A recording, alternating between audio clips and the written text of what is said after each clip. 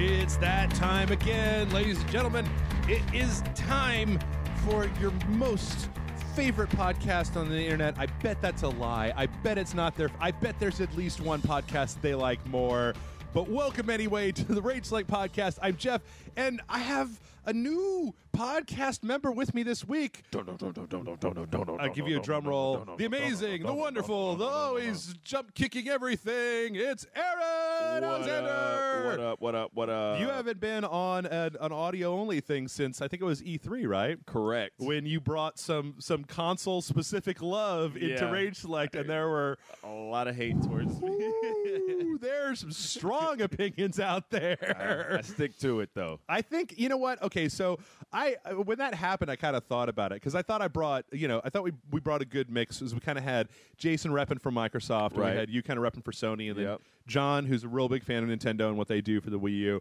And there's a lot of people who seem just when you have that kind of thing that they're like, no, you got to be equally just vanilla, gray, and flaccid about all consoles. If you're a gamer for all. No. Right. You're lying to yourself. And then, of course, I was there to represent the Candy Crush phone apps, Right. because Right. that's Yeah. my favorite. That's, Of course, that's what you jam down on. You're doing it right now. Oh my god! I am the filthiest of casuals, Aaron. I like to roll around in feces while I play Candy Crush Saga with two phones. I don't understand it. Flappy Bird in the left hand, Candy Crush in the right hand. Jeez. Just going, I'm a gamer. Look at me. Can't stop.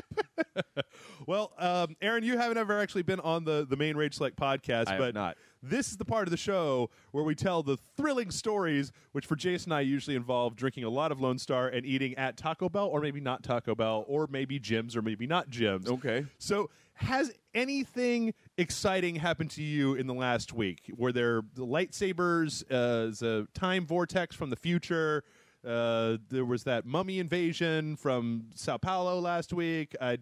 I don't know. What's been going on in the world of Aaron? I wish there were lightsabers and I wish there were time portals or whatever, but I live pretty, I can't say boring because it's definitely not boring, but I've been doing a lot of acting, getting my theater on with some children's shows, and I tell you right now, you want some true entertainment, you go watch a children's show, because it's not boring.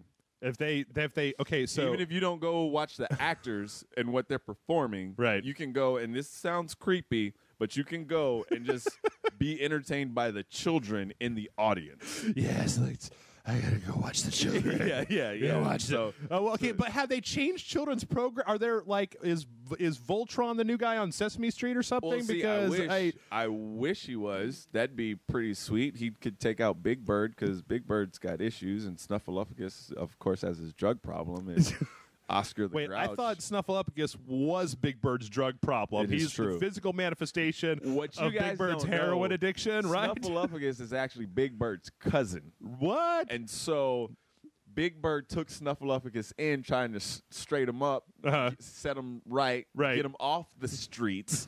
Except Oscar the Grouch is obviously the dealer. Right, he's pushing everything. Pushing the letter H in Sesame Street. And Snuffleupagus can't say no. Right. and that's why he's always like, golly, Big Bird, I'm sorry. And Big Bird's just shaking his head like, damn it, Snuffy, man. I just want to see that the version of Sesame Street where Snuffleupagus is played by Aaron Paul from Breaking Bad, or he just keeps... Golly, Big Bird, I'm sorry I did it again. Keeps calling Big Bird bitch. He's calling everybody on there bitch. Listen to your Big Bird bitch. Where's that Count bitch at? Okay, so wait, where you? Okay, so you're doing. What are you doing in the children's shows? You mentioned them. I'm acting in the children's shows. Okay, it's actually a pretty big children's show that we got coming up. Are they on TV? Are they online? Where can people go to see these? They can go in person to the Long Center. Okay. And if they live here in Austin, Texas, if you got kids, it'd be even better for you to come because they get to learn. Right. Also, you wouldn't look creepy just standing there in your trench coat and your big beard. You can come on the weekend show. That's when a lot of the adults come, which is like friends of the actors. That's when like $2 sake bombs, right? Basically, on the weekends in the auditorium, they're just like, hey. kick it back a little bit and go enjoy the show. But it's a pretty important show. Deals with civil rights, and it's teaching kids civil rights because some kids don't know what happened in the past, which leads to the present, which a lot of the stuff is actually reoccurring. Yeah. Message. Anyway, and you can't really show like a 7-year-old 12 years a slave. That doesn't really work out right at all. I tried it once. They're going to be like, why are they doing that? Why are all those people picking that white stuff and saying ouch? Yes. But looking scared. Yeah. Like, you can't really break that down to a 7-year-old or 4th grader or whatever age they're in. You can't really break it down to like some teenagers now. All children just seem like the same age until they're basically like 10 or whatever. Yeah. I kind of grade. I don't look at them in terms of age or anything. I really look at it more in terms of how many of them asses I could kick. And so the bigger they get, the fewer I feel like I could take. Like 4-year-olds, we've been over this before. I could take like 18 or 19, maybe 20, 25, 4-year-olds. I'd record that. Yeah, I'd just a rabid group. I would pay to watch you just go down and take out a freaking gang. Why? 4-year-olds. Okay, have you ever seen? Has there ever been like a zombie movie, right, where they have the running zombies, where like the shit broke out on like a playground or something? Like that's where and then the playground gets all turned into zombies. So you've got like these feral packs of like 9-year-old like running zombie hordes. I'm gonna go ahead and say no. Yeah, but that would be awesome. But I think the problem is what a lot of people are like against in, I can't say society, but like in the media, is like showing the death of a child on camera. I mean, look at The Walking Dead. Spoilers. I think it was like season 2. I've where never saw it. Not yet, at least. Anyway, well, then I can't say because it's a really big pivotal point. We try to keep the spoilers. I mean, I think The Walking Dead season 2 is kind of outside of the range, but you see it in. I mean, there was a mod for Skyrim and Fallout, right? Because there were kids there. You couldn't interact with them. Shoot them in the face. Shoot them in the face. If it's a zombie, I will shoot it in the face. There's this guy on YouTube. I don't know if you've ever seen the video. He's got a real thick accent where he does this thing where he levels up his Skyrim guy to punch stuff real hard, and then he installs the mod that lets you go into that cinematic thing, and he's just grabbing kids and punching them in the face. It was beautiful. It is a beautiful thing. It was absolutely. It is a beautiful thing. Absolutely gorgeous. But other than that, outside of the theater, I'm doing my fight choreography thing. I've actually started choreographing a new action short that's going to be released hopefully early next year. Okay. And a lot of what I like to say is a lot of kicking and punching and throwing people and making it look really good. And that's probably like one of the most interesting things that's happened to me this week, because it's really good training. And if you want to see me at my most happiest and gleefully, I don't even know what words I can all put into the adjective realm. Right. But I get so happy when choreography works, and it's usually something that's really brutal. Yeah. And then other people who are working with me see it and they go, oh, and that makes me go, yes. You guys should see this. Eric, you do look happier than I've seen you just talking about this. It's a beautiful thing. And like, I go to movies and I see go see The Equalizer. Yeah. Everyone, go see The Equalizer. I read a review on The Equalizer in Entertainment Magazine. Mm-hmm. The guy who saw it, Entertainment Weekly, which is supposed to be unbiased. I have problems with that word. I'm throwing up my bunny ears. Throwing up my bunny ears. The word's a little gives a review of The Equalizer and gives it a D-. Well, I have not. Everybody that I've talked to that has seen that movie, and I hang out with a bunch of movie people here in Austin, right? Nobody has been disappointed with it at all. Oh my gosh, it was so beautiful. I mean, it was the role I would love to play, and of course, it's Denzel Washington, so it's a huge inspiration to me. But to see him do the things that he was doing, to these people with objects. That's all I can say. It was just like, oh my way to talk around the spoilers there. I know. But the thing is, as soon as the scene happens, Yeah. you know what's about to go down. I almost feel like there's an idea there for like a new HBO show, right? Where like every week at the beginning of the show, they just spin the wheel, right? And it lands on a specific thing in the world. And Denzel Washington has to then either intimidate or kill somebody with it. That's like, oh, clock radio. This is going to be a good one. Now, does the alarm need to go off, or it's like, Do I need to time it? Do I need to time it? How So are we it's gonna a do this? snooze, and then you just hit him with the snooze button in the face. Children's floaty device. Okay, let me see what I can do with this. Yep. But no, it's amazing, and I can't say enough about the violence in that movie. But yeah, cinematic violence makes me happy. Yeah. Real life violence makes me doubt where the world is going to go and want to colonize the moon already. I would like to go to the moon for entirely different reasons. Right. Just right. like to say, Yeah. I want to fight moon wars, obviously. But Okay.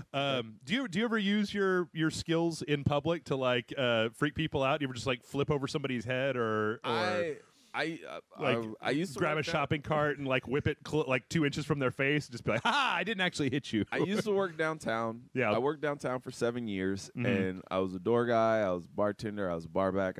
I ran the whole gamut, and it was one of those things where a lot of people. One of the main things I did was flip off the wall, Okay. and so it was or flip off the bar. Oh. Mentally, when you said that, it was just you flipping the bird to Oh. just this wall, and there were people looking at you going, "Is he doing it again?" And they're like, "Yeah, I don't know what that's about, man." He's flipping off the wall. But no, And you this mean guy like doesn't running do up it. and doing I'd run a up, flip? I'd be Okay, outside. There'd be a group of people waiting Right. to get in. We'd have to hold the line because we were at capacity, and so it'd be like, hey, the door guy that was like Pepe, if he's listening to this, Pepe, yeah. man, he'd be like, yo, Aaron, people are waiting. Just flip off the wall, man. Just flip off the wall. And I'm like, what percentage okay. possibility do you think there is that Pepe is listening to this right now? I think he will listen to it. Yeah? Yeah. He would probably be that dude who's like, yeah, he mentioned me, yeah. Yeah, I'd flip off the wall and people would lose their fucking minds. Sure. I can't say it's like, I know it's not normal Yeah. because I see people do it and I'm just like, whoa, that's awesome. But also at the same time, like when you're able to do some type of thing, whether it be physical, mental, or whatever, Mhm. like magic. Yeah. I see a magic trick, and yes, you can cue the Key and Peele sketch of when a black person sees magic. It's hilarious, but it's actually true. Yeah. I'm playing. I'm gonna go as far as it's true. When I see magic, it blows my freaking mind. Yeah. I've always wanted to be a magician. I've bought books. I've bought like the trick decks. I've bought the little like ball that you put the cups in and the ball disappears but there's another ball, and I've tried to do all of it. I just can't retain it. But Right. when I see it, I'm just like, what? And so it was almost the same reaction of me like flipping off the wall to when I see magic and all these people. Granted, they're also very intoxicated. Sure. So they're probably seeing something really amazing. Like that guy just caught on fire like, and he flew in the air. He ran up the building and he like swan dived off of it and he like landed on his tippy toes right in front of me. It was crazy. I think he's Spider-Man. I think he's I am Spider-Man. Miles Morales. I wish I was.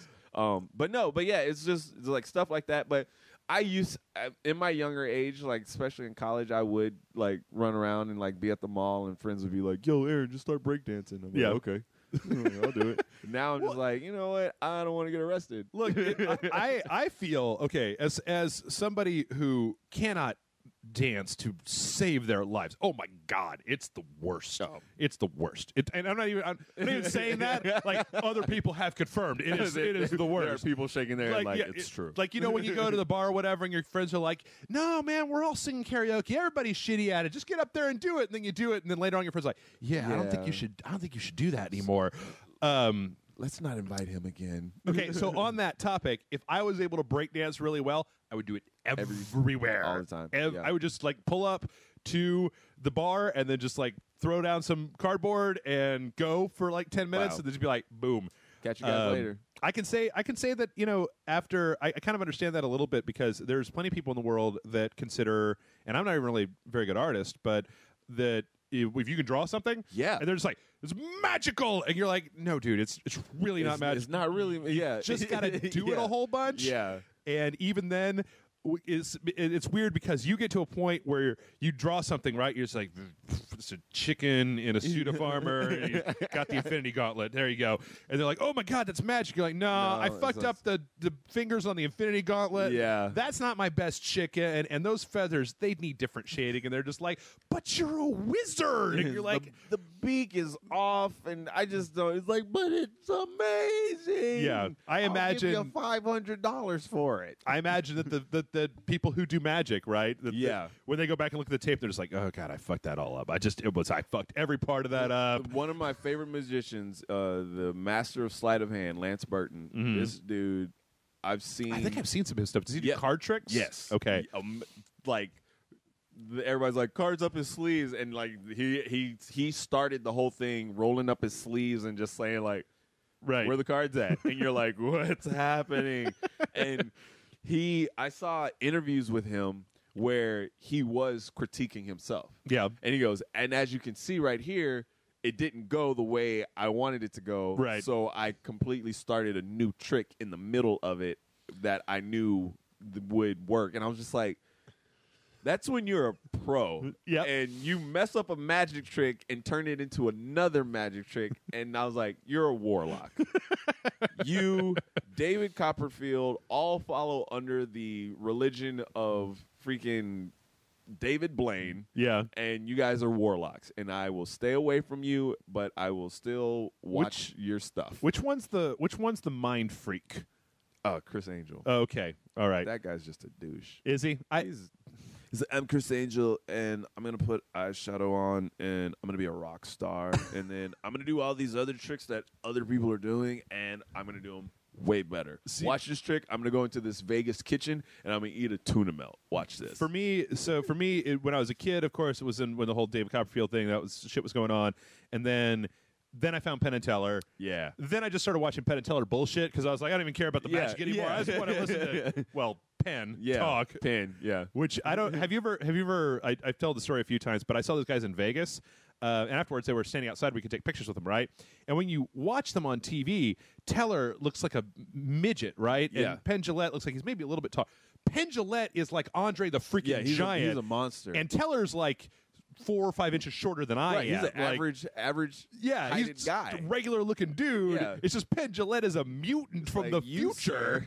Sir, you put your magic on yourself and said, I don't want to play football. I just want to be an intimidating magician. And I loved their show in Vegas so much because they did the classic, they've got this rocket ship trick. They did on the Muppet Show. They did a bunch of time. So what they do is they do this trick where it's like a Teller gets inside of these 3 boxes, and they take him and they move him around, and he keeps popping up in various different boxes or whatever.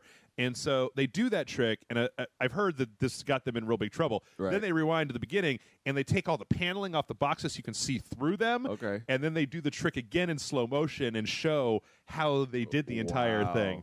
And so it's weird because they do that trick, and then they do that, and you're just like, oh, I know all magic now. Yeah. I'm a genius. I can tell all these tricks. to do this. And then they proceed to do like 4 tricks where you're just like, what the fuck? I don't get it. Well, that's the thing. I think that's the one thing that fascinates me about magic is that if you're a magician, and being an actor, it's the performance of it. You have to be on. Yeah. You have to be.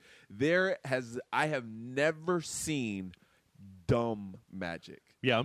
And every magician and like they present themselves like who is that guy? He does like the pain magic. He like swallows like razor blades and then he like pulls them out and he's just like, okay, yeah, and like he's always making weird noises. He looks like he's a drunk. Is that David Blaine? No, David Blaine looks like he just needs to go to sleep. But okay, but it's is that the guy that like froze himself for David Blaine? That's why I was thinking of. Yeah. All right, yeah. Which that's not magic. That's just endurance. Yeah, it's like okay.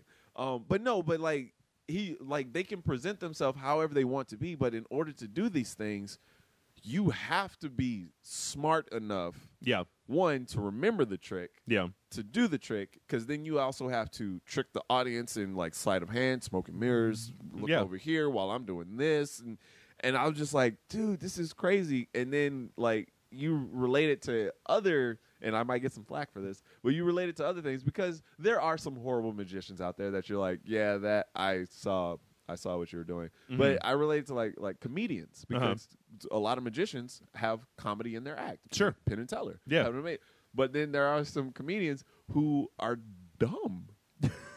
Who are really dumb. And I'm like, I know this isn't your act. Yeah. Because you're actually dumb and the joke you're saying is just bad. You might say like one or two good jokes, but it's dumb. With the magician, you have to have good tricks continuously. Yeah, I started there was a time there where I kind of like laid off my podcast for a little bit. And so when I take my dog for a walk, I would listen to comedy on Spotify. Right. And I found a lot of good stuff that I liked, but it always pissed me off when because everybody only has like 2 albums, right? Right. And then you try listening to some other people and it'll just be like, no. And what's weird, what I find really weird, and I don't know about this, is that I found that a fair amount of the female comedians were very much just kind of like leaning on this, I say swear words and talk about my period stuff. Yeah. And I don't know. I don't know.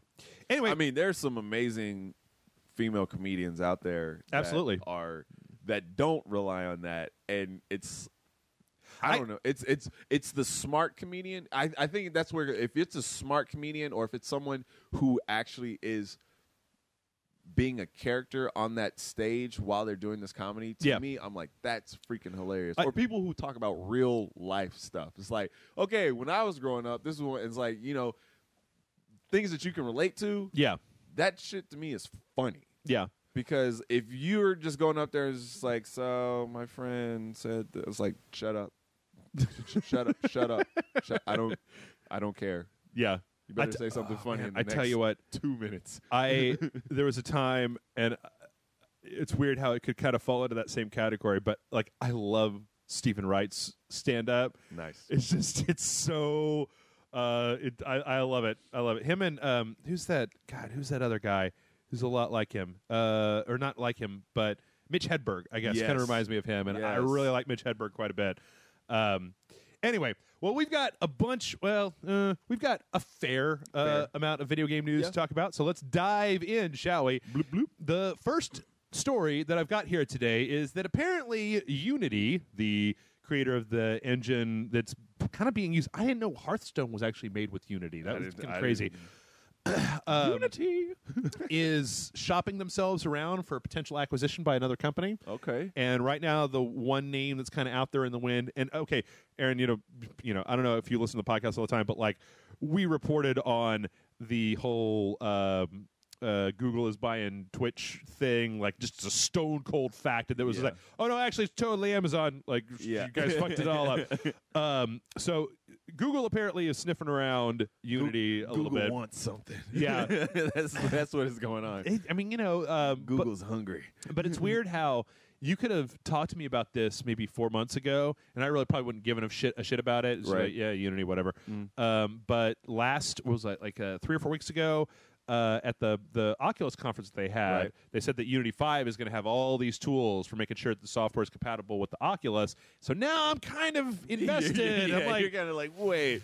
So I can never tell with Google anymore. Like, well, they do good stuff and they do shit stuff, and if they do good stuff with this, that's great. If they do shit stuff, well, here's my thing. So Google, with the Oculus coming into like its full swing and getting things out there, and them utilizing Unity, like, of course they're gonna put it in the games. And so like with that is like I know this might be a big leap and it might be stupid of me saying this, but it's like one of those things where like I see like the games that Unity play, Hearthstone, right, and then I see Google doing stuff with it. I'm like, so Google, to me, in my head, because I'm an Android user, like my phone is Android. Sure. And so it's just like, does this mean that like phone games are going to start taking that next leap of being like something completely ridiculous? Because there's some ridiculous phone games out there, but like when I think of like Google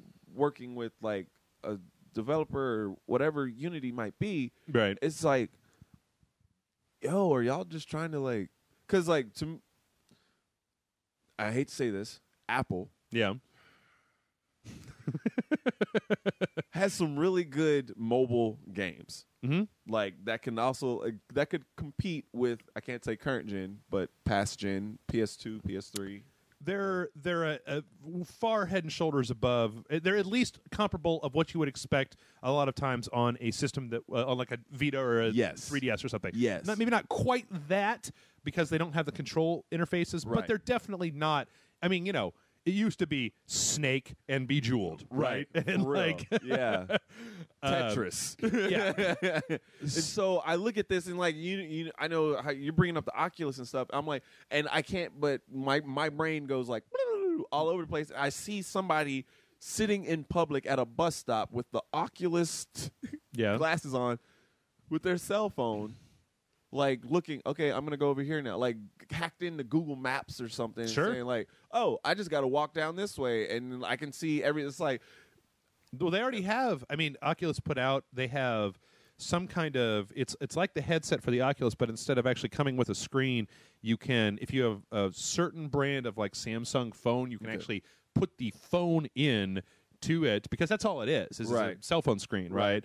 So they're just selling you kind of the hardware without it. And then I think Google also has Google Glass. Not just Google Glass, but they had that kit that you could buy that was like a bunch of cardboard with the lenses. That's right. That would give you kind of a real fakey, VR kind of just a taste kind of thing. So It's future, man. I don't know. It's scary to me. It's going in that direction. I hope. I mean, I hope with Oculus and Facebook and with Twitch and Amazon and with all these acquisitions and things we see, I hope that if Google does buy Unity, that apparently. I've never programmed in Unity, but reading this story about it, apparently Unity has really good support, and their developers will give feedback to other developers and stuff like that. I hope that if Google buys it, that it doesn't just get like sucked in. And I mean, there's stuff that Google does where I'm just like, I don't know. I mean, to this day, I will never stop being upset with the lack of any kind of customer service in YouTube for people who put stuff up on YouTube. For real. As to like, this video's been processing for a day now. What do I need to do? If I upload it again, it just instantly pings it as a duplicate and says, you can't do that. Right. And I don't know if this is just getting ready to... So anyway, if they do, it's the exact same thing, the exact same, I guess, group of things that we were talking about with Twitch.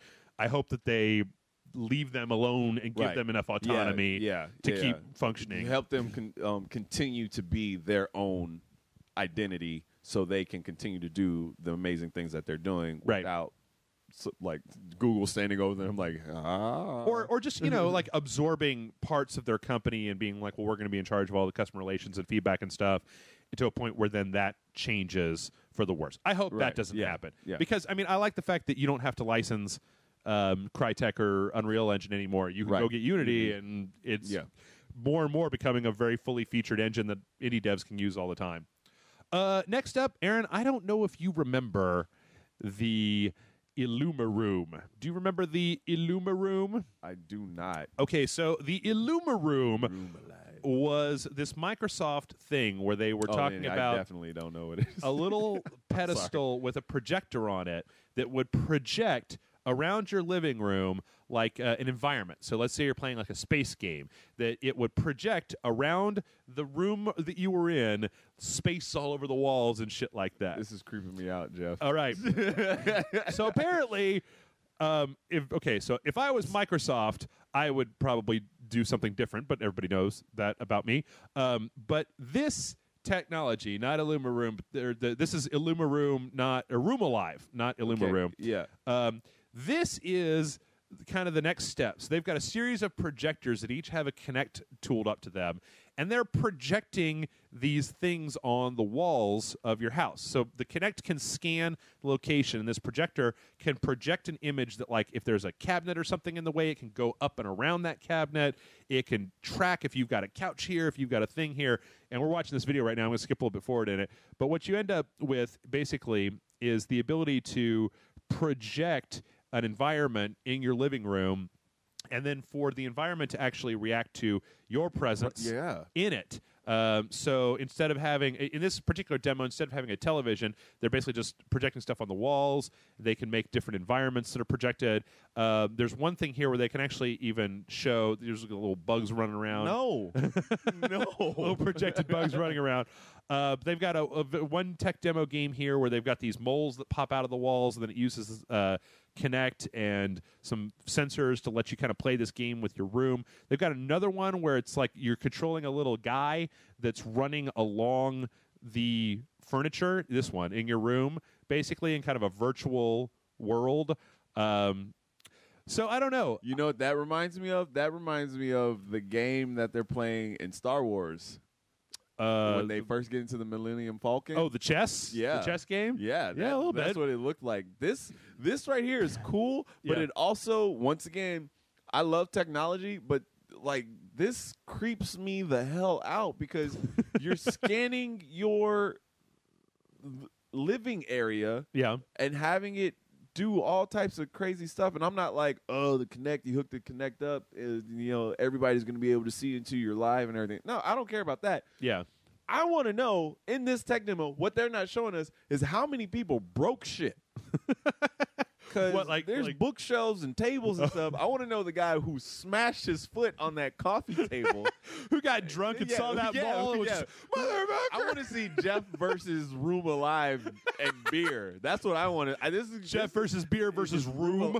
Versus Room. Because don't get me wrong, that'd be amazing. Like, I'd love to, get people fully active in the game. It's supposed to be interactive. Right. But this is like, what happens when it turns against you? Like you walk into the room and there's like a creepy shadow in the corner and you think it's like a real person. Right. That's like 5 shots into the wall. Or what happens when you come home and the Kinect accidentally turns on and just resumes the porno that you were watching? Yeah, it's like on all 4 walls. And he's like, sorry, Mom and Dad. No, those aren't animals. I don't know what they're doing there. That's Olga. Yeah. But okay, here's interesting. Like here's what I think about this. I think this is a really fascinating use of technology. Yes, I think it's amazing. Really interesting. I think that I don't see this having a future because once again, like the Kinect, especially this reminds me a lot of the Kinect 1.0, where it seems like there's a very specific set of environments that will be able to support this. And to me, it's still so bizarre that you have a bunch of different companies, specifically Oculus and I'm sorry to keep bringing it back to this, but Oculus and Sony with the Morpheus, and you've got Samsung doing a couple of things. You've got Google with Google Glass, which may be the beginning of a VR solution or not, or at least an AR solution. And Microsoft is still spending, I mean, you look at this setup. That's a lot. And they've got like 8 different cameras. 8 different cameras. Or 8 different Kinects with a projector. Yeah. And you go, I mean, I'm sure that, that's the beginning and eventually it'll miniaturize. Yeah. But it still just seems like a weird, like one of those things that, like what it reminds me of? You remember that table that Microsoft made that was like the Surface that had the thing that projected onto it, and you would put your hand on it, you could like bloop, bloop, bloop on the drops or whatever. Yeah. That's what that reminds me of. Something that's interesting that you'd see at the World of Tomorrow at Disney World. Right. But no, I'm not going to buy one. Well, what's and this might be something like you might agree with. I see something like this, and I solely believe this is not for the consumer. Yeah. This is for a company that maybe is throwing a party, or this is for a company like I see stuff like this. And where my head goes, it's like military training, like stuff like that, because like they use what is it, the Army the simulator game, America's Army, yeah. Which is basically Arma? About Arma, which is basically like very technical to Call of Duty. yeah. And so, but the simulator version of Call of Duty. But I see something like this because like I see it like as, imagine a warehouse, with a setup like this, sure. And it's a training facility of like, okay, you got to go in this corridor, and then there will be enemies pop popping up and doing stuff like that. And I see it as that. I don't see this as like, I'm going to go over to Steve's house to play on his crazy on his setup. wall. Yeah, his like, Microsoft wall, his Microsoft wall, his Microsoft like living room. And so it's like because like what they showed in this video also is that there's this entire grid that the setup is on. Yeah. Like, there's like, it's literally looks like the scaffolding of a theater or some type of concert. It looks like a normal living room, but the ceiling is like it's all hooked up with 3 this crazy surge shit. protectors. Yeah. So I don't know. I think it's interesting, and I just want to bring this back to say that I really think that Microsoft needs to announce some kind of AR, VR, some R or something. I don't know what it is. What happened to that little boy Connect thing? Oh, Milo? Yeah. What happened to that? I think somebody said, like, child molesters exist, right? And they can buy video games. That's right. Well, speaking of child molesters, that's not the word. That's the worst segue because I'm not talking about child molesters. So, do you remember the game Myst, Aaron? I remember walking in an old school electronic selling place called Media Play. Okay. And I remember seeing this box, and I remember picking it up, looking at the back of it, and going, "Okay," and then walking away.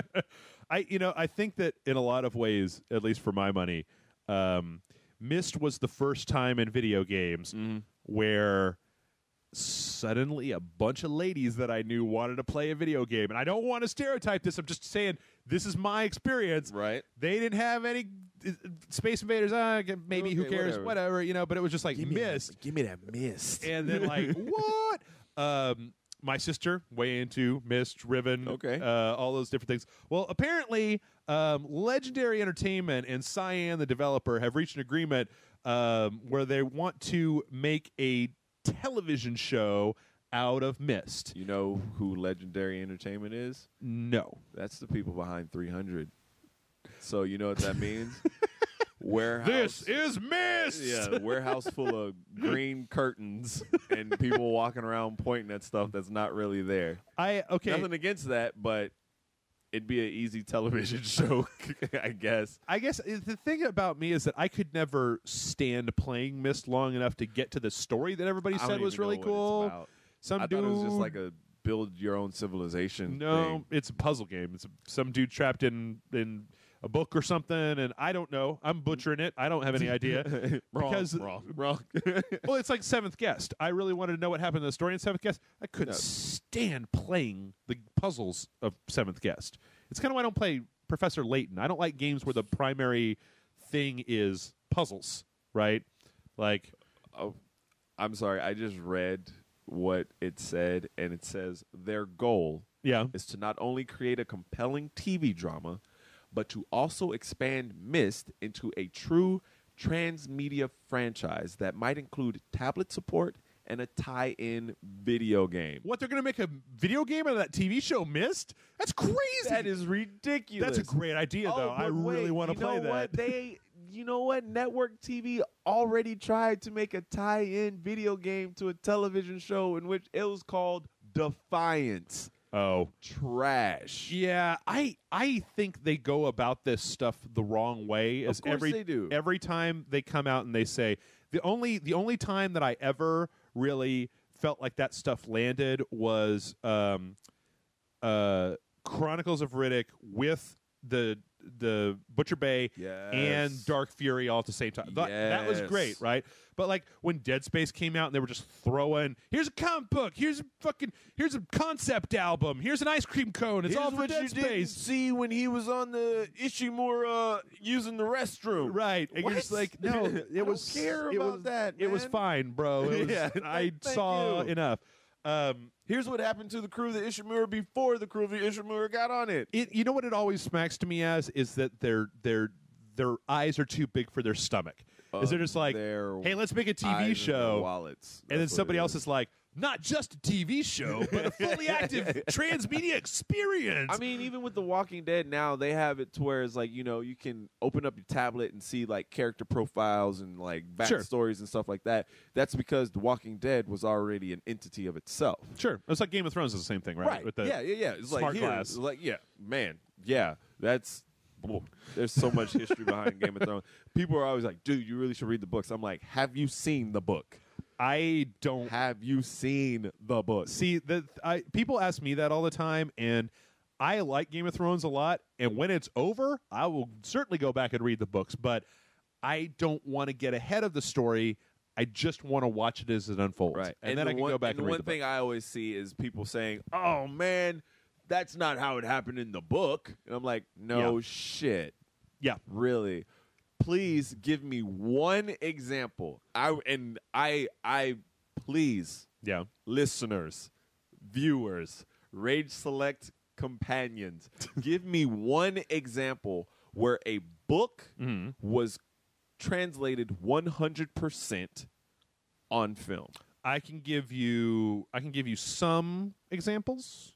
I can tell you that Fear and Loathing in Las Vegas. Okay. Yeah. Except for that montage part where he's remembering that stuff. That's actually like the back third of the book where they just compressed it for the movie. Okay. But the one that I always bring up that was actually a turning point in my media consumption life was Sin City, the movie. Was panel for panel. Correct. The comics. You are. That's like my top one. So boring. Yeah. So boring. Yeah. It's like I've already seen this. Well, it's like we used to field this question all the freaking time. That was, do you think that video games can be made into movies? And it was like, well, they're not the same. It's not like you can just make.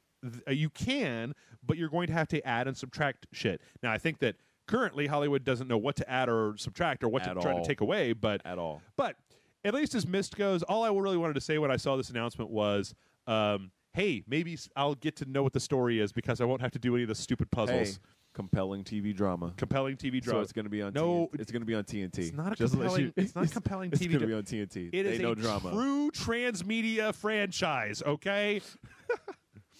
All right. Oh my gosh. Speaking of transmedia franchises, we have a release date for Super Smash Brothers on the Wii U. That's great. Aaron, I know how excited you are about Smash Brothers. I can't wait for it. Oh, people are they've got their pen out. They're angry already. They're angry. Send in the letters. Send them in. Yeah, okay, so November 21st in North America. Okay. December 5th in Europe, and they're putting out the amiibos as well, blah, blah, blah. I don't care about that. But this is a solid release date. Didn't 3DS already come out? Yes, 3DS one is already out. And so what's taking so long with the Wii U? Well, I'm sure that the 3DS was easier because it's lower poly characters and stuff like that. Like, I think there was a story last week that was about how Samus doesn't, like, her Zero suit isn't inside of the armor because they have to have two separate sprites. I don't know. It's BS. Anyway. But they can put her in Monster Hunter 4. Oh, yeah, I saw that too. I was just like, Both suits. Well, at first my brain went, okay. No sense. And then the other part of my brain went, didn't they put Monster Hunter into Metal Gear Solid Peace Walker? And I went, oh, that's a very good point, brain. Yeah, but whatever. I don't care. Yeah. But yes, there is a solid release date. People are ready. They are psychotically excited, except for Aaron. I give you all utmost respect to those who are going to buy this game. I hope it is everything you have wanted it to be. Yep. And that's all I will say. I could say we're going to play it. And you know what? I'm going to tell you this right now. I'll make a prediction. I bet we're really going to like it. Oh, no. No doubt. I bet it's going to be real fun. Let me correct what some of you might be thinking. I am not against Nintendo games. Yeah. I'm not against Nintendo. That was one of the first systems I ever remember playing besides the Atari. But it's just not for me. Sure. And so I remember the college nights, the college tournaments of, the Smash tournaments. Right. All day. Mario Kart. All day, every day. I got older, though. Yeah. And I'm not saying that because I know some friends who are older than me who still, they have the Wii U. They do their thing. Sure. It's just that there isn't a game on the Wii U for me, except, and which this is funny because Nintendo dished out a lot of money, Bayonetta 2. Yep. But what's funny, Bayonetta started, I played on PlayStation 2. Yeah. You know, 3. Sorry. Yeah. PlayStation 3. Oh, And the bad version. Yeah. Yeah. Me too. Yeah. And so, but it's one of those things where, like, I look at all these other games, you know, hey, where's the Wii U's Shadow of Mordor? Well, okay, listen, man. Jason and I got into this last week. You have to go. It's cumulative right now. Right. So if you bought a Wii U right now, you have a good 2 years worth of games. New Super Mario Brothers, Yeah. Super Mario Land, or whatever. Mario Kart, is great. You got Hyrule Warriors. I thought was great. There's a bunch of stuff that you can play. On I the guess Wii U, all I'm saying is I need blood. Yeah. And if that's what you're looking for, the Wii U is not the place for it. I know, and that's why I don't own one. But the next story that we have is actually related to this, and Okay. this is one that left me scratching my head and counting buttons on controllers. So I don't know. Did we talk about this before? I don't know if you know this, where the people who are into Smash Brothers, they want to play it with a GameCube controller. That is the actually preferred saw this the other day. controller So, of yeah. choice. Yeah. And they're making makes an no- adapter with Correct. new GameCube controllers that can be plugged into the Wii U.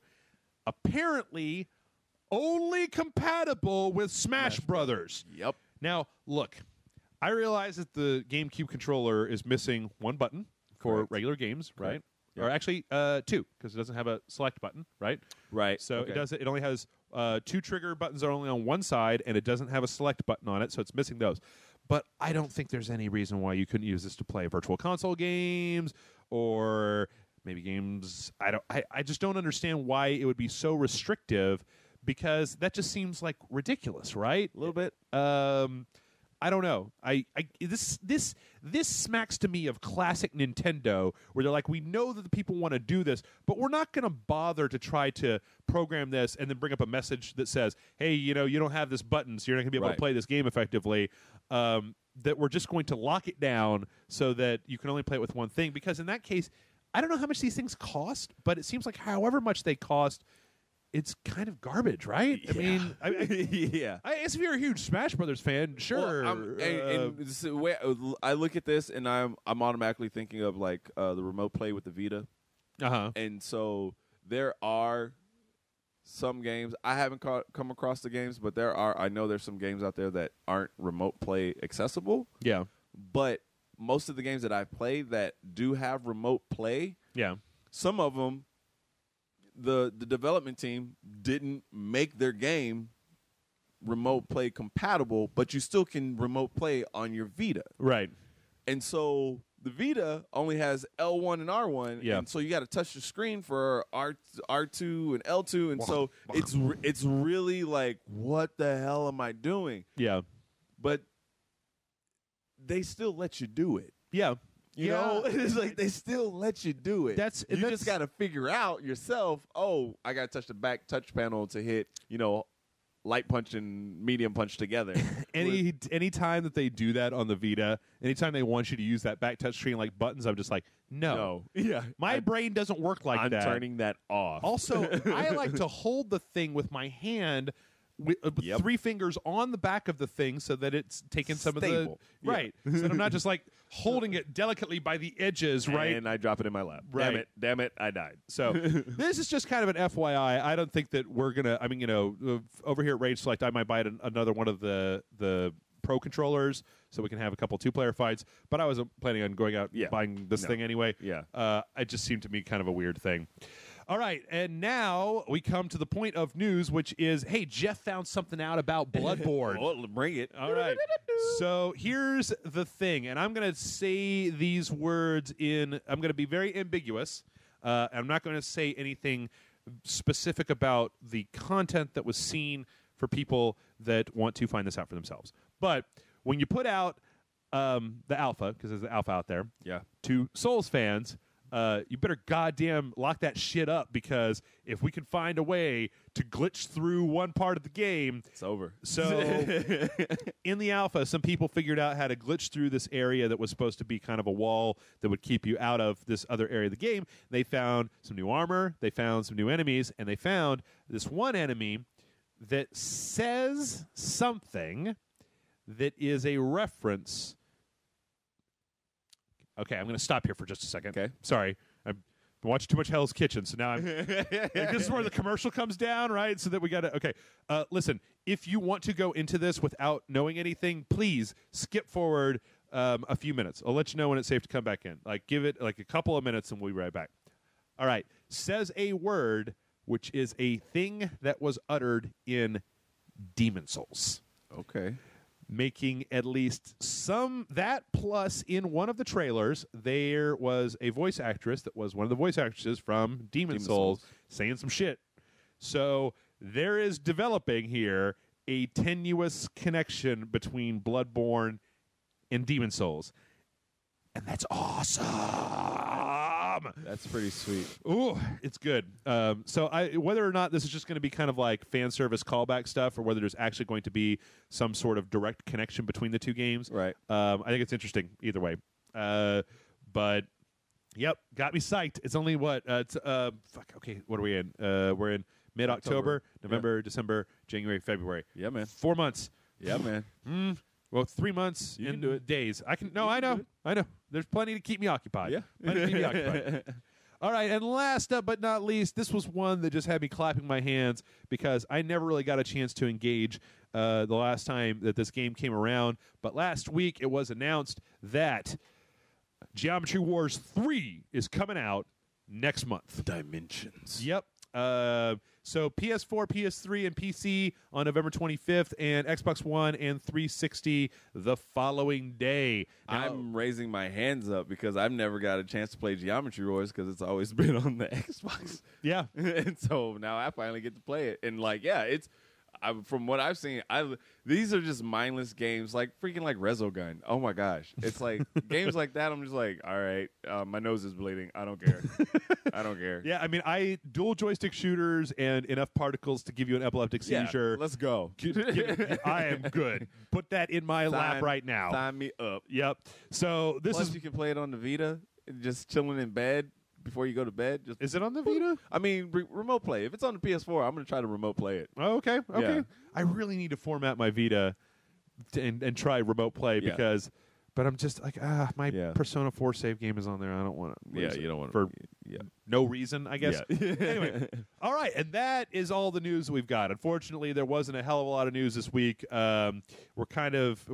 Shit's coming out, so they video games. Yeah, they're not really putting out that many. It's like they're not releasing news stories; they're just releasing video games. Yeah. So we're gonna go ahead and we're gonna take a break. When we come back, we are going to answer your questions right here. Aaron, are you ready to dispense sage wisdom and advice to all the boys and girls of Rage Select? I am. All right, we'll be right back.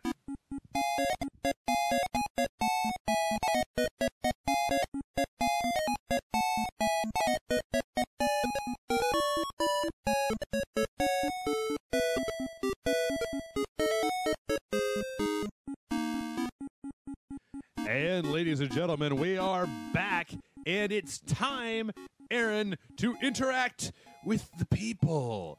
The people. They stuff their questions into our virtual digital mailbox. That sounds dirty. Let's answer some questions.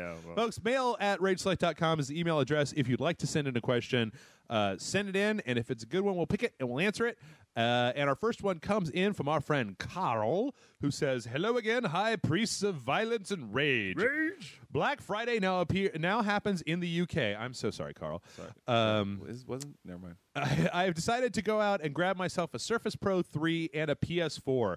Have you any advice for how I can survive and walk away victorious during Black Friday? And then he says something else. And then he says something else. And neither one of them are relevant. So, sorry, Carl. But, okay, Aaron, your experience. We're coming. It's close. It's closed in on us. It is. Oh, as soon Black as Friday is. Oh, yeah, as soon as, I mean, we're what, 3 weeks away from Halloween, and then Black Friday. Future. Yeah, okay. We'll be there. Right. So, first question, Aaron. Yeah. Do you engage in Black Friday? I used to actually work retail, so I've actually worked Black Friday. Oh, okay. Do you have the scars? Do they? It was pretty damn traumatic. But the one thing I can't say I've fully gone back into Black Friday as a consumer. Yeah. I know where to go where there aren't a lot of people. Okay. And so 7-Eleven. The 7-Eleven Black Friday sale. Slurpees. All Toblerones. Slurpees. Okay, Slim Jims. wait. Do you know? Okay, so I'm sorry. I know what a Toblerone is. I wanna- no, Delicious. I want to derail here. But I went to the. I was at the convenience store. I'm sorry, Carl. We'll get back here. In Yeah, just a we'll second. get to you, I was Carl. at the convenience store by my house, right? And I looked over, and the dude was like, he was like de-icing the icy machine, right? Oh. And it was like, oh, icy. I haven't thought about that in a long time. I'm like, it's the year 2014. Let's see what flavors are on the icy machine. Cherry and Coca-Cola. Like, those are the two flavors that have been in the icy machine since I was like 7. If you get lucky, you'll get a Dr. Pepper and a Fanta like blue raspberry. If you're lucky. I'm like, But and it's even like it looked like there's no way that this icy machine couldn't have been brand new, and there's no way that this gas station is more than like 10 years old. Right. And yet this thing looked like they went to 1981 and picked it up and then went back through the portal to the year 2014. we're gonna bring it back to the future. That's It's gonna right. be amazing. How is it that icy technology is still Hasn't changed or- whatsoever. I guess that is icy. For God's sakes, they have Froyo now. the one company in the world who's just like, no, just stick with what we know. Cherry, Coca-Cola. Yeah, Anyway, it's crazy. Black Friday. Black Friday. I hit up the places later in the day when it's not crazy. I'm not going to wait in line, Yeah. which is funny because I'll wait in line for a midnight release of a game. Yeah. But that's completely different. Yeah, plus the lines Are less shorter. There's fewer Shorter. cannibalistic acts, and Right. But there are a lot more stupid people in a midnight release than there is Black Friday, and I will argue that because there are some gamers out there. Dear Lord, if real violence was like sanctioned at some point, Right. I would put in a petition to sanction it at a midnight release because I know I have friends who are like the most peaceful people in the world. Yeah. And they've been like, I went to a midnight release the other day and I didn't want to get the game because the people standing in line, I didn't even want I knew I finally met the people who are the assholes in multiplayer in person. oh shit. And Okay. he was like, I didn't want to play this game anymore. I just wanted to be like, I bought it, trading it in. Give me a different game. And so, but Black Friday, there are a lot of amazing things. I know a lot of people get ridiculous sized TVs, Yep. computers that they don't need. Yeah. I'm more of the one that's when I build up my movie collection. Oh, okay. Because you can get 12 movies for like $7.50. Oh, okay. Okay. So, but that to Carl, that's what I would say, man. Like, walk away, Victoria. Look for the deals. I don't know how things happen in the UK, Yeah. but I would say, I mean, I think that for my money, the first thing that I would probably always do would be to look at the sales that are coming up, and then go online and go to Amazon or whatever, and just see how much of a difference there is. Because I know that they put a lot of that shit in there. I'll be honest with you. I'm scared of Black Friday now because it used to be. I mean, my first computer, the first PC that I ever bought with my own money, I got at a Black Friday sale, standing in front of the door. This was like 1998 or 99 or something like that, and I was out there with like maybe 30 people, and I was just like, this is insane, man. And everybody's all like jacked up and everything. And the door opens, everybody runs in to the specific section they're going to, and I was like, computer, monitor, here's the accessory kit. I was just standing next to like, but as time has gone on, and I see these videos, and I'm sure that there's a sampling error there. I'm sure that we're not seeing the really pleasant launch in like Sarasota or something where there's just a bunch of people that, oh no, sir, after you, please. No, I didn't need this toaster anyway. Why don't you take it? You know what? You're here with your daughter. She obviously needs this toy. Right. Why don't you just go right ahead? All we ever see is like 2 people were eating at a Walmart today. Female shot 7 teenagers in the face because her son needed a video game. I'll tell you, Dear God. I'll tell you what I would probably do if I were you is that if you really do need to do this, and if you're going to like a big chain store, right? So if it's like a Best Buy, like I can see if I was going to do this, what I would do is I would look for a Best Buy. I would look for the deal that I wanted at Best Buy or whatever, right? Then I would go online and I would draw a circle that was about 3 hours worth of driving around Austin and find the smallest town that has a Best Buy and then go there where smart. it's not like, just a whole bunch of people like there actually is only 30 people Right, that could stand in line. yeah. Most of them are at home. They're like, I don't know what Black Friday Black is. Friday, Right. I can't. My rascal's not charged. I probably would also stay away from any store. Like, I would probably try to find stores that were as specialized as humanly possible. Yes. Like, the last thing in the world that I would ever want to do would be to go to a Walmart or a Target during Black Friday. Stay away from Walmart. Stay away from Target, mainly because Walmarts and Targets, especially Walmarts, they actually make a course that people have to like.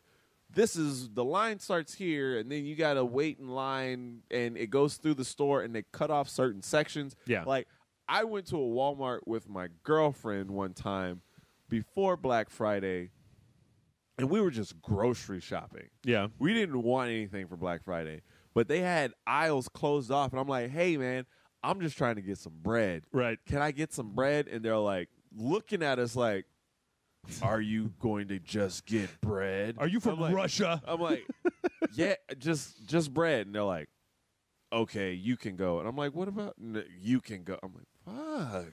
Yeah. Okay. Well, I'm not going to steal any of your electronic stuff, man. The other thing is that, like, the last thing in the world is that I'm sure that you're on the up and up. There's probably some other dude that's like, I just need to get some bread, and then he cuts in front of 6 lines, and then the fight breaks out, and then the scimitars. I'm going to tell you that if you do have, if you decide to go for Halloween as a fully legitimate riot cop, if you want to wear your Halloween costume, again, that's probably not the worst thing in the world to do. Correct. But anybody who wants to shop on Black Friday, my advice to you is never get caught up in the fervor. And at a certain point, if you look around yourself and go, I might get hurt doing this, realize that getting $100 off a thing is generally not worth getting hurt for any reason. Always look for the deals first. And a lot of the times they have online vouchers that goes with the stuff in the store. So if you print out one of those vouchers, really look at it, because sometimes you might get screwed over and just be like, first come, first serve, or they only have a certain amount that they can hand out, but we're going to overprint this voucher.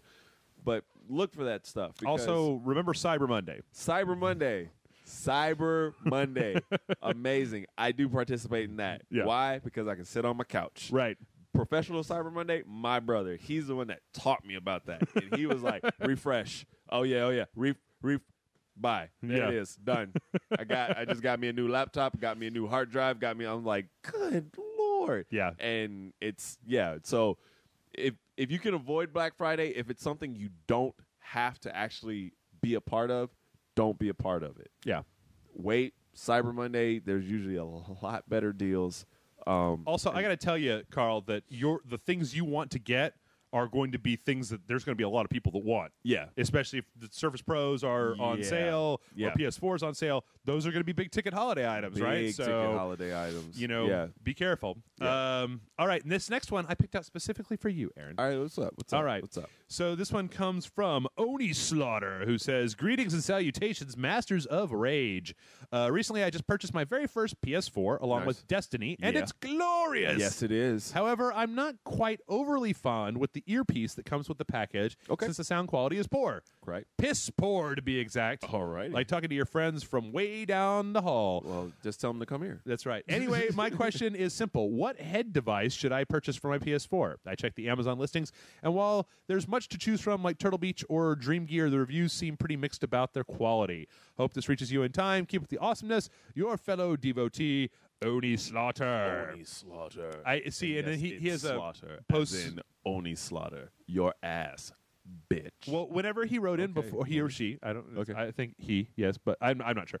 Whenever they wrote in before, I could never decide whether it was Oni Slaughter or Oni's Laughter, and it was like could be either. So he's just, we've had a couple of emails in the last few weeks where I've been either mispronouncing or not sure about people's names, where they're finally like, "This is how you say it, Jeff." Or it could just be On Is Laughter. On Is Laughter. I'm going to put that On Is Laughter. I'm going to wear that T-shirt around that just says On Is Laughter. What does that mean?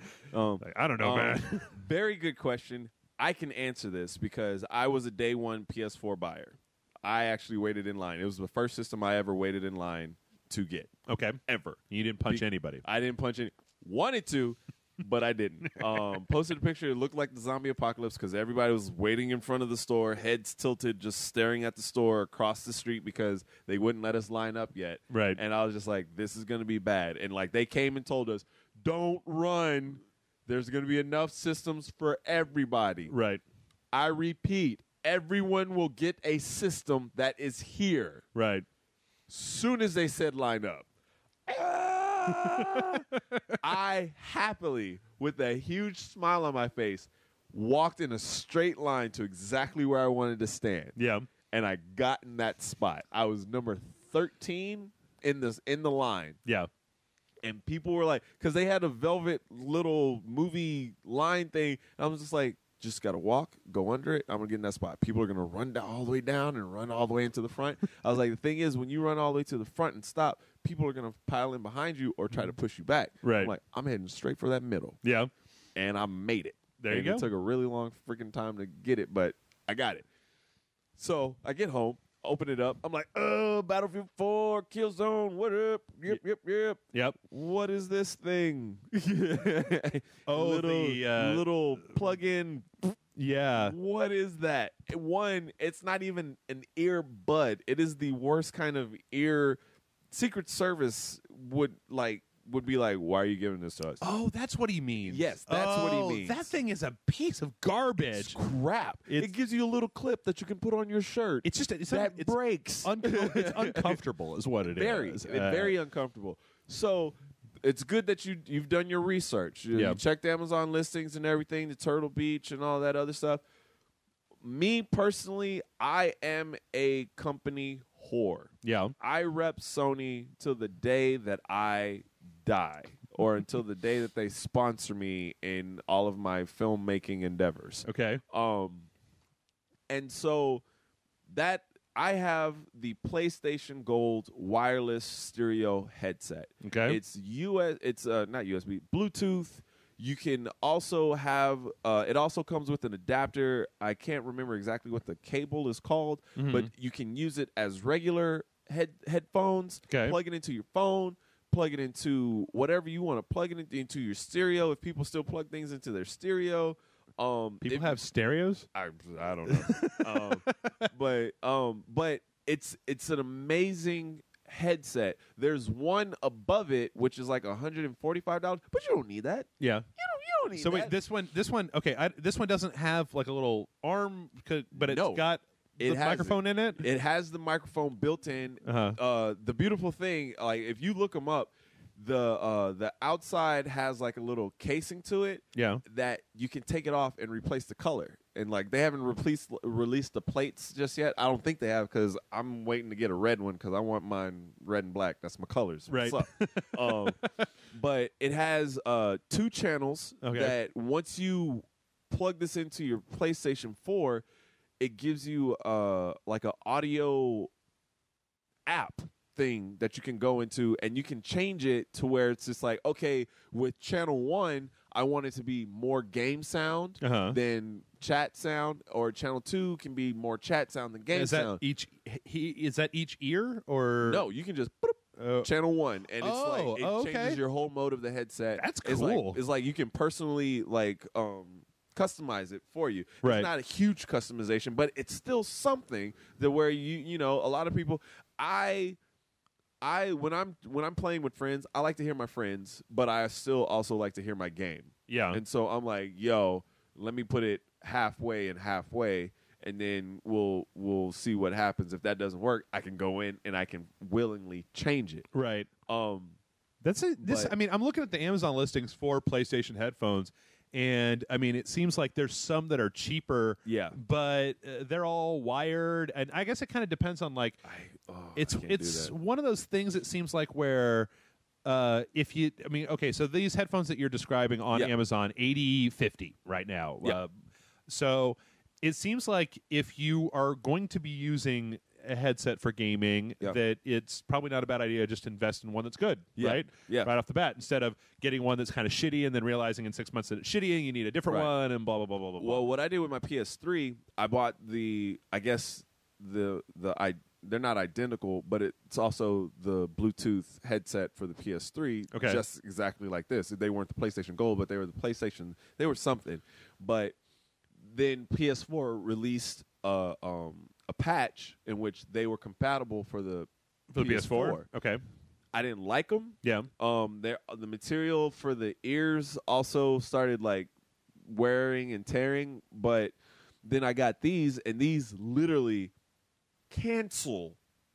Like I when I put them on, I start talking louder. It's like, right. Yeah, man, what's up? And he's like, no, you're talking way too loud. Why are you yelling? And the only time I've ever heard anything negative about me using them was sometimes when there are other things that are going on, like, my girlfriend's cooking dinner and I want to play a quick, Crucible match or jump into a strike match really quick in Destiny. Right. I wear one headphone off and the other one on, and I always wear the one that has the mic on. It's the left one. Okay. And I always wear that one on so I can talk. But I had the volume up so high that my friend could hear himself. Oh, from the one speaker. Yeah, so he's like, yo, there's an echo going on. What's going on? Oh, hang on. Let me fix that real quick. And I just like moved the earbud behind my ear instead of in front of my ear so he couldn't hear the echo. But the charge lasts a very long time. It's amazing. They're foldable. They come with their little a little baggie. At this point, I feel like Sony should be writing us a check, Aaron. I'm serious. I was like, I love like company specific products. I see people who stream and stuff. They have their Tritons and their all their other stuff, but they have wires on them, and I'm like, I like to get up sometimes and go get a drink. Right. And my friends are talking to me. Yeah. I'm not gonna be like, hang on, guys, I gotta go get a drink. Right. And walk off, and then you hear stuff in the background, just like, oh man, yeah. Hey, dude, what are you doing? I'm just getting a drink right now. I mean, I could say that when I was playing Destiny, I was using the one that comes with the PS4, and it was nice talking to people from the site as I played with a bunch of people from the site, right? I hate that fucking thing. It's horrible. It's really terrible. Like, and I don't understand why when you look at the default headset that came with both the 360 and the Xbox One, those are both better. Yeah. Sony than the shit. And I don't Sony. Fingers pointed at you. I love you, but you have messed up. On the PS and even on the PS3, I couldn't believe when I finally got my 360 how elegant just plugging the headset into the controller was, because in the PS3 it was like, well, just go buy a Bluetooth headset. And it was like, I don't want to. Anyway, I hope that that answers your question, Oni Slaughter. Yeah, man. I mean, I think that there's probably a case to be made for, like, if you want to go out and buy a $20 pair.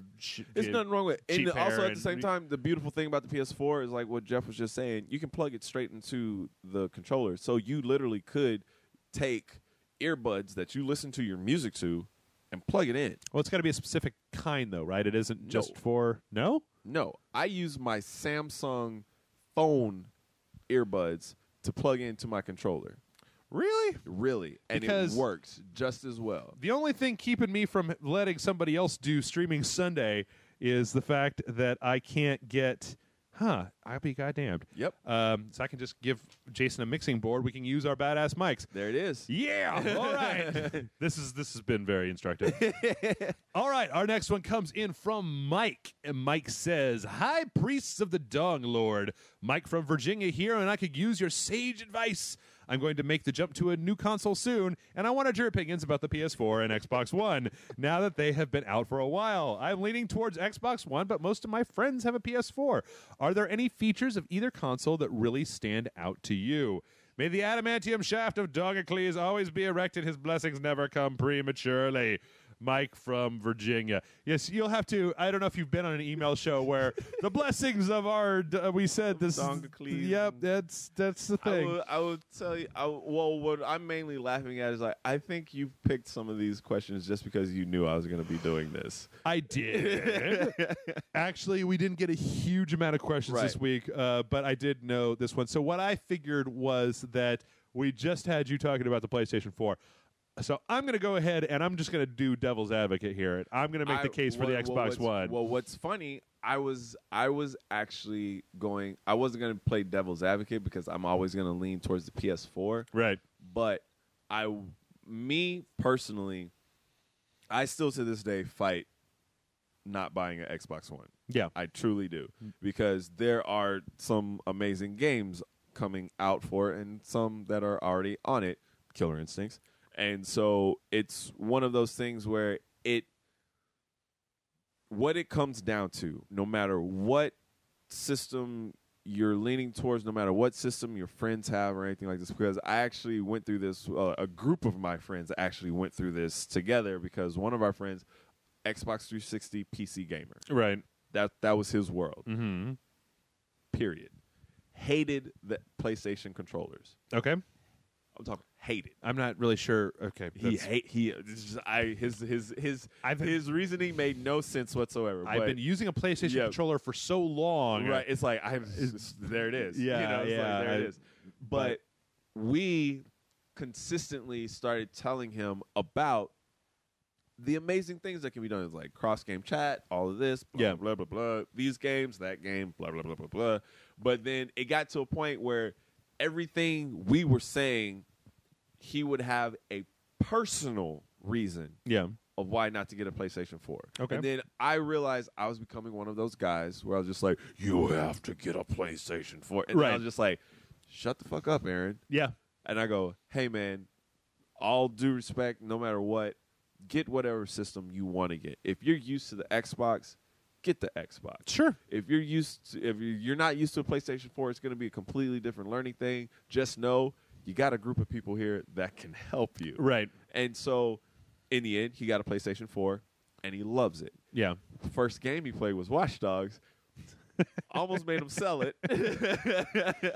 Almost made him sell it back. Watch Dogs, but then bitch. Once again, Destiny came out, and of course, he was just like, well, I don't know, Destiny, it's out on both systems. I was like, correct, but PlayStation got the exclusive stuff to it. Sure.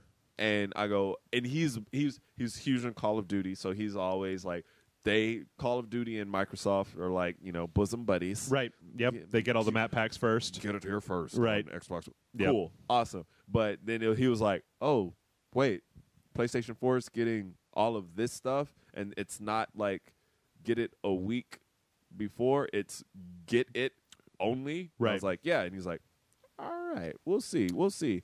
And so he's also still like, I'm probably going to still get an Xbox One, but it's going to come later down the road. And for me, I only have one more stipulation that Microsoft has to meet before I get an Xbox One, and that's they got to bring back Jade Empire. Once that happens, I don't know what I'm going to do with my life. Look at Dragon Age and decide whether you want them to bring back Jade Empire. I'm still like, Dragon Age Inquisition looks good. I mean, hey, looks good. Wouldn't be the first time where a game looked good and then I played it was like, nope. What the Watch Dogs. What? Watch Rough. That's kind of been. I was talking with Jason about this. It's kind of been a theme this year of like the games that Shadow of Mordor, where I was just like, I don't know. And they're like, I can't stop playing this. Yeah. Anyway, Mike, this is what I'm going to tell you. I'm going to give you the straight up and down on it. I like the interface on the PlayStation 4 more. I think it's cleaner and easier to use. Microsoft is one of those things where I think that the Xbox One. Okay, so for me, if you're a gamer, it starts out with two different things. Look at the list of exclusives on the Xbox One. Look at the list of exclusives on the PlayStation 4 and decide which one of those you want. Yeah. Because there's good ones for both. And it's kind of a question of like, are you more interested in the Master Chief Collection or Bloodborne, right? Like, And here's another thing Jeff actually taught me. Really look at the exclusives, because some might say exclusive, but some might be timed exclusives. Yes. Because then that just means both systems are going to get them just at separate times. And so that's when you got to start playing with, okay, is this a game that I'm going to want right now? Right. Or I actually going to be playing this other game until this other game comes out? Yeah. But so we get this question a lot back in the 360 PS3 days. And for me, you've already said it, Mike, one of the biggest things is going to be the question of, one, do you play multiplayer? Right. And two, what do your friends have? Right. Because even if you like the Xbox One better, if every one of your friends has a PS4, I mean, maybe you're good at meeting people online who aren't shitty, but I Hope personally you got unlimited text messages because you're going to be using them a lot, buddy. But I feel like there's not enough of a huge difference between the two of them that you can really say. I think that if you watch TV and you want to use the DVR functions on the Xbox One, that's going to probably make a difference. That's it right there. Yeah. I can tell you that if you're into the whole sharing streaming thing, I don't really know that much about the Xbox One. All I know is that I was playing Forza and I saw a Drivatar that I wanted to capture a picture of. Yeah. And so I just hit the button that would be share on the PS4, and it was like, no, that's not the share button. And at that point I was in the middle of a race in Forza, so I was just like, if I could, on the See, I'm learning the controllers. Thanks to Jeff, I know what an Xbox One controller can do. That's just one of those, like, I don't ever use the snapping. I still don't like the fact that the Xbox One, I mean, I don't want to sit here and just like, but the problem with the Xbox One is that it seems like the design on the UI, I've never really liked the design UI of the Xbox interface. I can't really comment on it because I've never really seen it a lot. I know you can pin things and unpin things and then I don't like the fact that it's got, I don't know, it's like everything to find stuff on it seems to take longer than it should. A Windows 8 laptop, and I hate that. And I always go back to the original desktop. I'll tell you what, man. The biggest problem that I have with the Xbox One is the fact that, and I don't know. Maybe they put out a patch recently, and I just haven't been paying attention. But it won't sign you in automatically to your account unless you have the Kinect plugged in to do the facial recognition. You can't just say, always sign into my Rage Select account when I boot up my Xbox One. So what happens is I boot up the Xbox One, and I go to start a game, and the first thing, or a Netflix or whatever, the first thing is like, hey, which one of these do you want to sign into? And I'm like, mine. And it's like, all right, signing in. All right, you're signed in. But it's a little kludgy. Yeah. So I don't know. PS4, you turn that shit on, and it's like, you're like, boop, there it is. Yeah, I mean, I hope that they patch it to make it better. But I think that, I think we've given him enough to take a look. Yeah. All right, next one comes in from Kiros, who says, "Hail!" Oh, he's addressed this to Jason. So I'm going to just say, "Hail, minions of Dongacles." There we go. That'll work. I come before the altar of the Dong and prostrate myself before the long of Shlongy Might.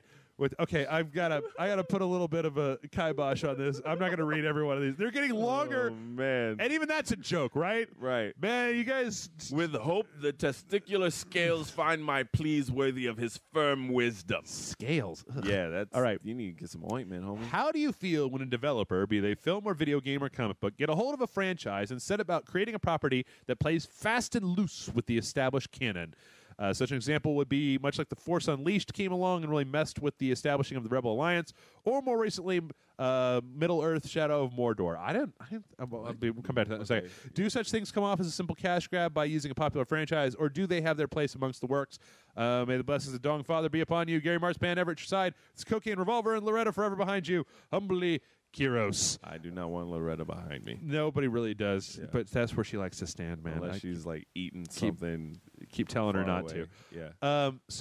First off, I didn't think that I thought Shadows of Mordor was actually, I don't know. Okay, I don't know enough about it. I don't know enough about it. I know it takes place in between the last book of the Hobbit. Prequel to the whole thing. I thought it took place in between The Hobbit and Lord of the Rings. No, it's before The Hobbit. It's before The Hobbit? Pre-Hobbit, yeah. Then I've been going about this all wrong. I think. I thought it was in between. I thought it was like before. No, because if it was after The Hobbit, then Bilbo would have. Oh, well, maybe so. Yes. Maybe so. Maybe so. I thought that. Okay, never mind. I don't know. My timeline's all fucked up. In any case, the answer to his question. I don't know. Sometimes that shit really. It kind of depends to me on how invested I am in the property. Right. Like if you really want to go out and. Like, okay, a good example for me is I know a lot of people that get really incensed whenever they decide to screw around with Spider-Man.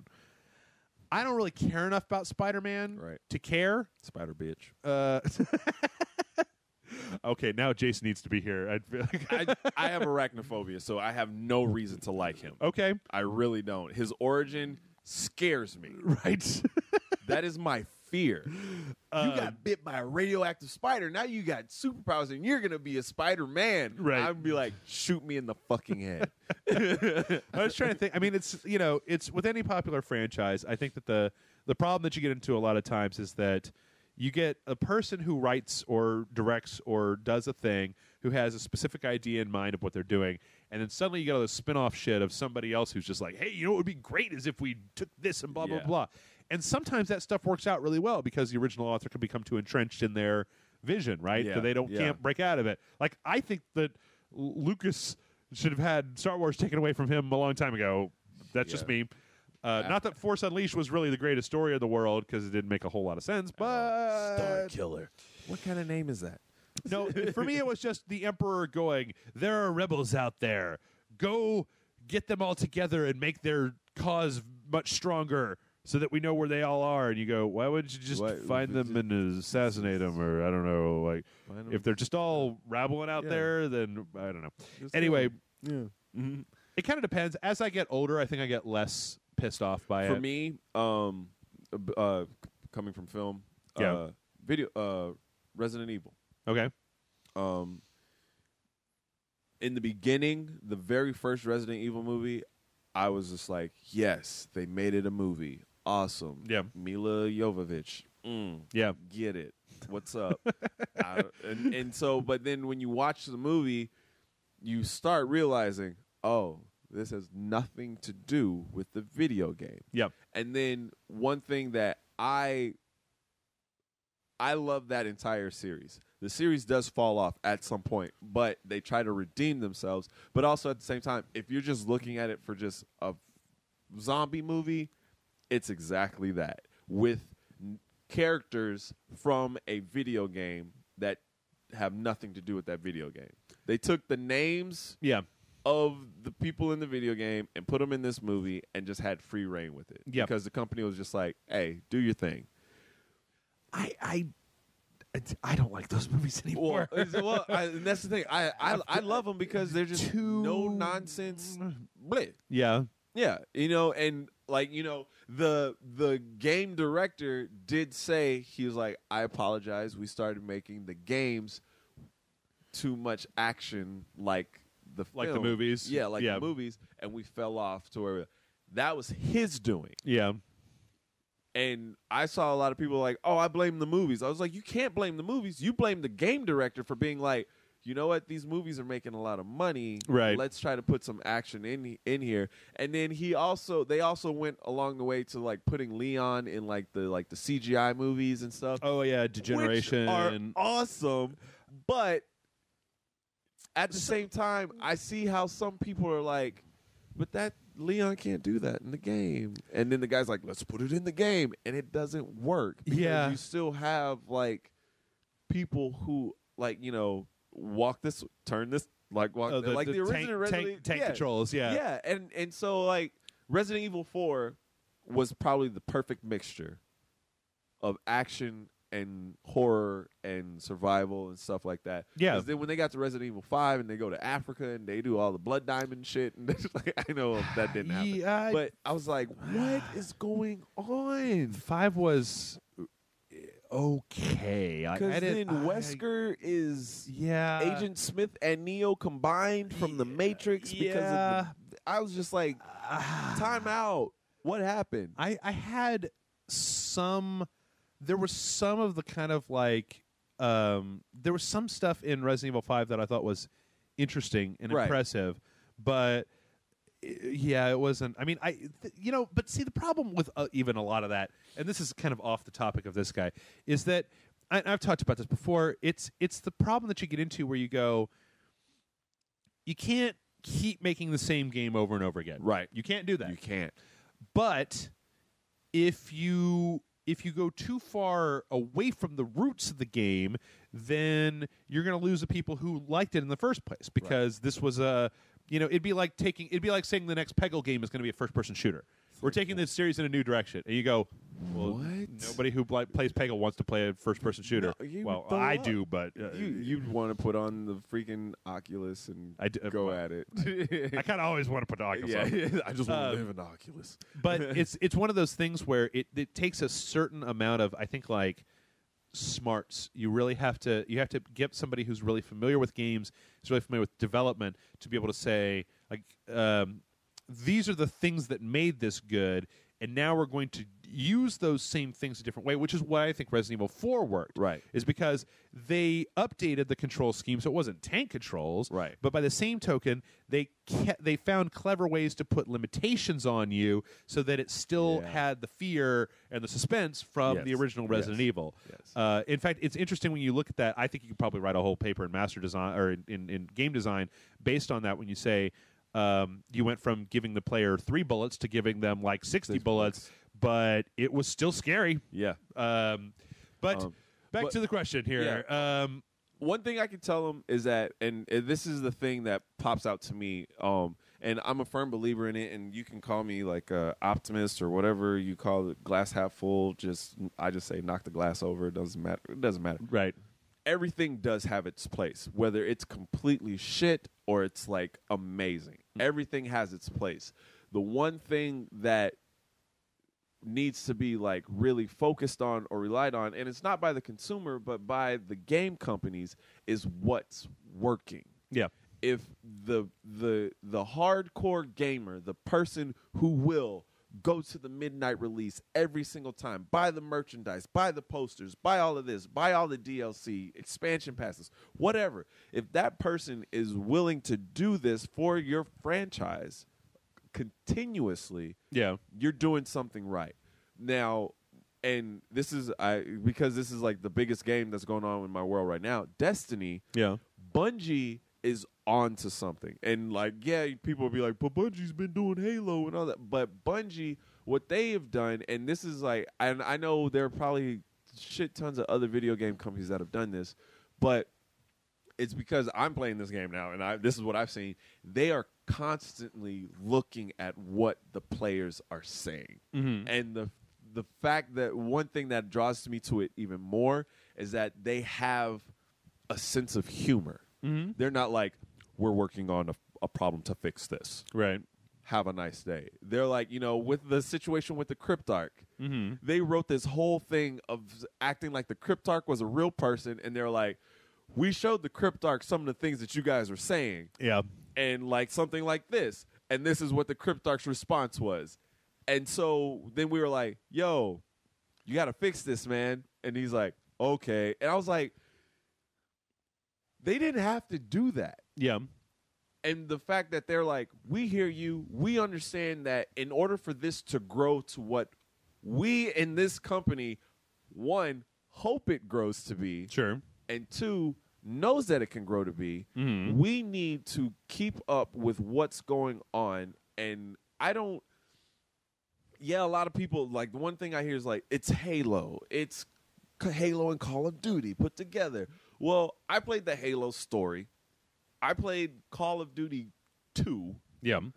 And that's where I stopped. So I can't be like, I never played the Halo multiplayer because I thought it was clunky and crap. Bring it on. Bring the hate on. Get your Master Chief Edition. Hey, you get to play Halo 2 multiplayer. Oh, Aaron. Oh, you got to stop. You got to stop. I'm sorry. You got to stop. I'm sorry. You gotta but stop. It's one of those things where with the franchise, because I know with Destiny, they want it to be a franchise, but also at the same time, they want to ride this out as much as they can. Right. Is that when companies have to grasp basically when they're fucking up. And I've seen, like, I don't know the guy's name, but for Resident Evil, he realized, man, I'm fucking up. Yeah. Because a lot of the people are like, this is crap, man. We're playing an action game with a bunch of context-sensitive content. Yeah. We're not playing a game anymore. Yeah. We're playing context-sensitive, like, we're playing...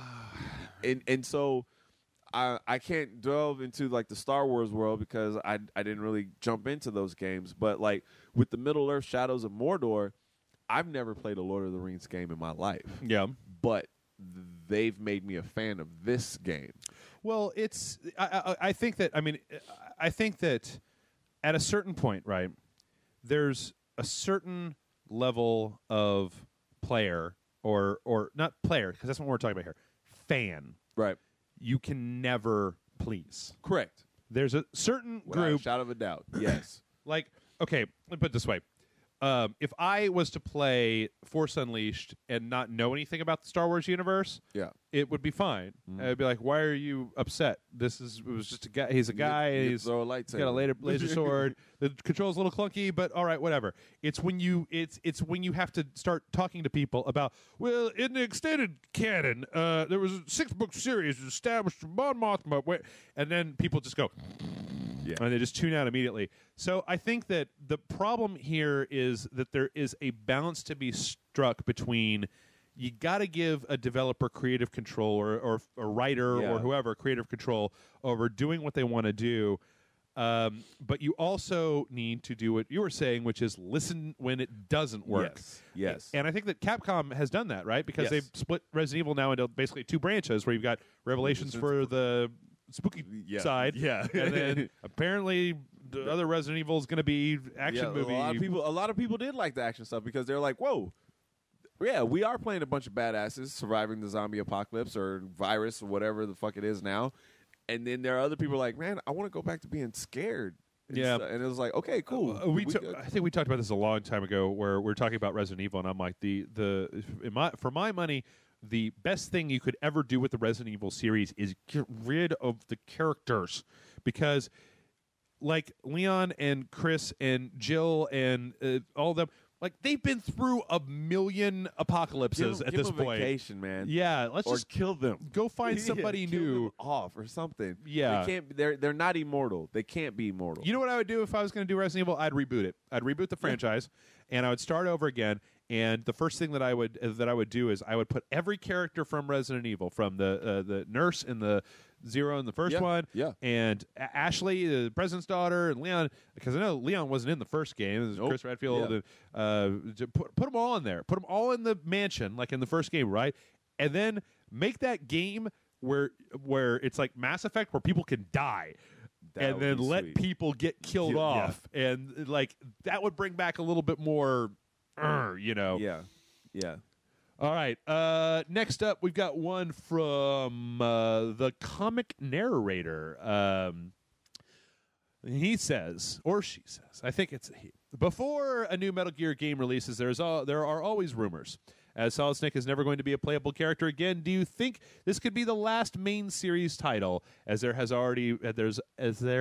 already been 4 games with Big Boss as a main character, with the Phantom Pain coming next year? If this is truly the end of the cycle, do you think a movie could be made? There have been talks since the 25th anniversary. Latest rumblings I can remember hearing is Hideo saying a movie could ruin the game series.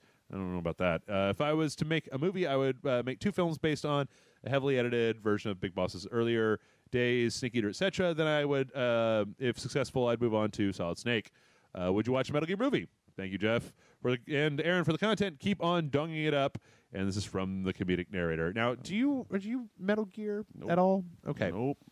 I played Sons of Liberty. 2? The second one? Which one was on the PlayStation 3? That would be Guns of the Patriots. There you go. That 4. One. Yeah. I played that one, and I played it for like an hour. Aaron, are you I know who I'm in the presence of. Are you telling me that you tried to start Metal Gear with Metal Gear Solid 4? No. Okay. I played the original. Okay. Now you mean the original PlayStation or like NES? The original PlayStation. Okay. It's not my kind of game. Okay. But then it started getting more into the action, and I was just like, oh, let me check this out. It's on PlayStation 3. Right. And I was like, still not my kind of game. Yep. But I seriously don't think a movie would ruin this game series. I think it'd make a lot of money if done correctly. Don't give it to U-Bowl. You know what I think would make a really good 2 things.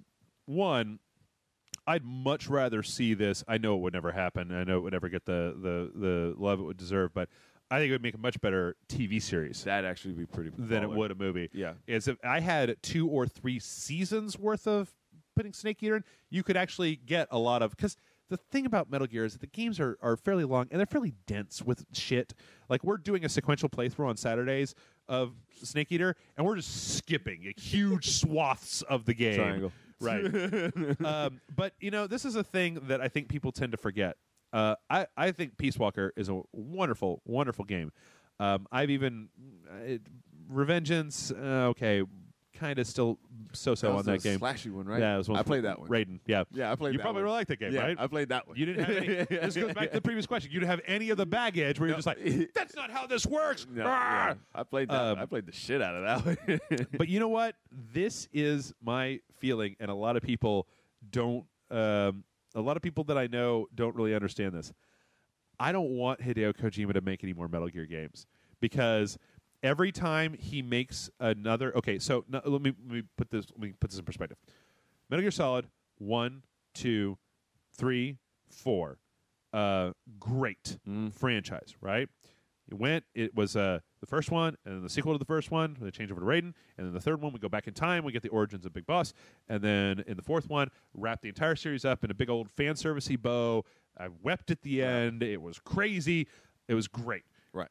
Then they put out Peace Walker, and Peace Walker's it takes place in between Metal Gear Solid 3 and Metal Gear 1, original Metal Gear 1. So it's 2. Don't listen to me. That's what I do. It's like you said 2 numbers, and there's something in between it. That's that other number. It's -2. -2.7. So the thing is that they then are going back in and they're filling in parts of what happened in the past. But see, because the future's already been written or whatever, so they can still go back. There are these gaps in the timeline where they can make a game, right? Okay, Peace Walker, during the development of Revengeance, like Hideo Kojima and like 5 guys in the basement made this PSP game, and I was just like, this is fucking incredible. Great story. Love it. Love it, love it, love it. One of my favorites, maybe my favorite Metal Gear game, Peace Walker. It's such a good game. No, that's not true. It's 3, or it's probably my favorite. But now they're making another game, which I think, from all the stuff that we've seen, takes place between Peace Walker and 1, right? Okay. So you got Metal Gear Solid 3. Oh, yeah, and then I forgot there's Metal Gear Solid Portable Ops for the PSP game that goes in between that and Peace Walker.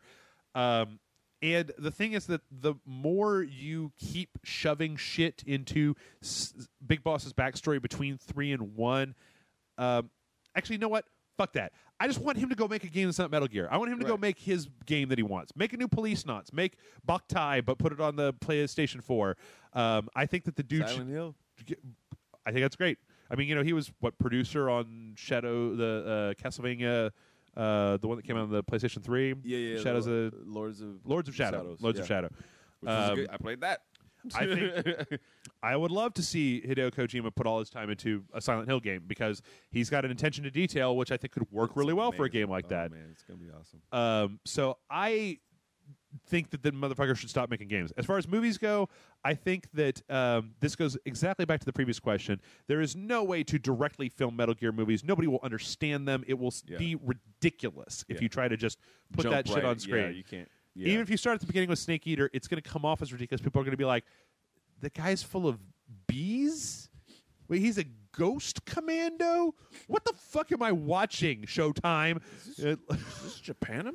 Right. So I think you're probably going to have to take it and you're going to have to make it more realistic. Yeah. Which means it's going to mean changing shit that people don't necessarily want change. Because especially when you get to Metal Gear Solid 4, there's some loopy-ass shit going down. And nanomachines and... You're going to have to make it like Max Payne. Don't you taunt me, Aaron. Don't you taunt me. Oh, my God. But anyway, I think that you could totally make one. I think it's going to require changing things significantly from what you've seen already. And that'll cause a lot of hatred towards Hideo, and he doesn't need that, because he's a pretty emotional guy. I think he should just go. I think that Konami needs to stop dumping money into the Metal Gear shoot. Or if you want to do that, go find somebody who... didn't necessarily care for Revengeance, but at least they were trying to move the franchise forward with a different character. Right. I honestly think that you could probably take, and I always say that, I say this all the time. It's like my favorite game idea, right? Take the Metal Gear franchise, where in the world that Revengeance happens, right? Right.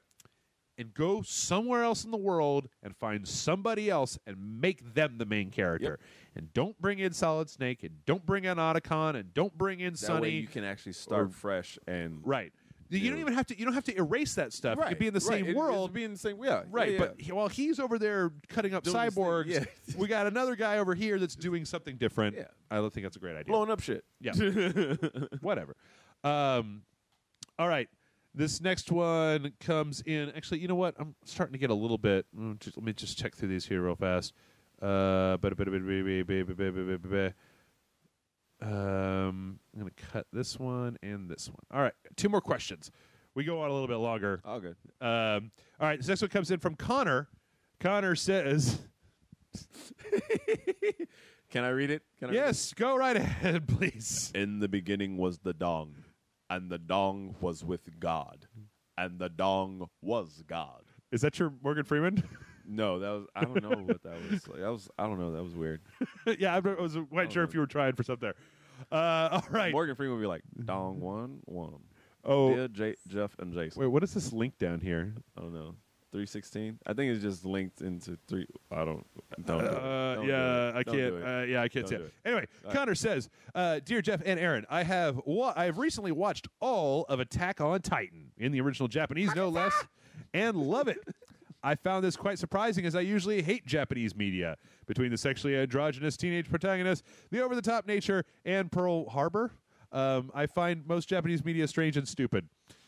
That's a broad statement, my friend.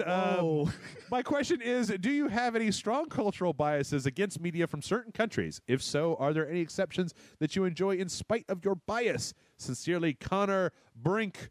Do you want to read this one as well? For God so loved the world that he gave his one and only Dong, that whoever believes in him shall not be flaccid, but shall have eternal Dong. Oh, good Lord. This is just spiraling. It's more and more. I'm going to go to church. Also, I want to address this real fast. It says, P.S. It would be really cool if you guys did a podcast with Nick and Kevin. I don't know if it's feasible, but I would greatly appreciate it. So, just to let you guys know, I've actually been in contact with both Nick and Kevin. Nick has a job that keeps him working all the time. And Nick making money. That's right. He has a very slim window for podcasting, and it's probably not the sort of thing that we can actually get to. And Kevin has actually had to take a break from podcasting because he's got some health problems. So, but once, if we get a chance, I kind of got them both as an open invitation whenever they want to come. So, If it happens, it will happen, and you will hear it. all right. So, as far as an individual cultural bias, I can say that this is so weird, and I don't understand it. But there are people out there. There's a whole section on Netflix. There's a section in the video store, and that section says Bollywood. And I, for the longest time, went, this is not for me. I tried about 3 or 4 different things and was just like, nope. I have a pretty high tolerance for foreign stuff. When I was a teenager, I watched all kinds of ponderously slow, introspective movies about snow from Denmark. But for some reason, you get a bunch of people jumping around and dancing and singing and stuff, and I was just like, nope. In fact, I even, for the longest time, wouldn't eat Indian food. And then it was like 5 or 6 years ago, a friend of mine had a birthday, and he wanted to go to an Indian restaurant, and I went. I just got some kebabs, but then somebody else got. As I hadn't really had that much of it because my friends are all spicy curry heads. Right. So we'd be like, well, let's go. And then everybody just gets like, and they're like, here, try this. And I'm like, that's far too spicy for me. Right. But somebody gave me a bite of straight up just chicken tikka masala. And I was like, buddy, that is delicious. that'll get you. That is delicious. That'll get you. I love Bollywood. I've actually done a Bollywood live show. Yeah? Yeah, it was actually pretty freaking awesome. Really long, but it was really awesome. The beautiful thing, and especially in that process, the beautiful thing that I learned, Bollywood consists of every genre. Yeah. Action, love, comedy. Right. Sometimes they have horror, not always, but and I love it.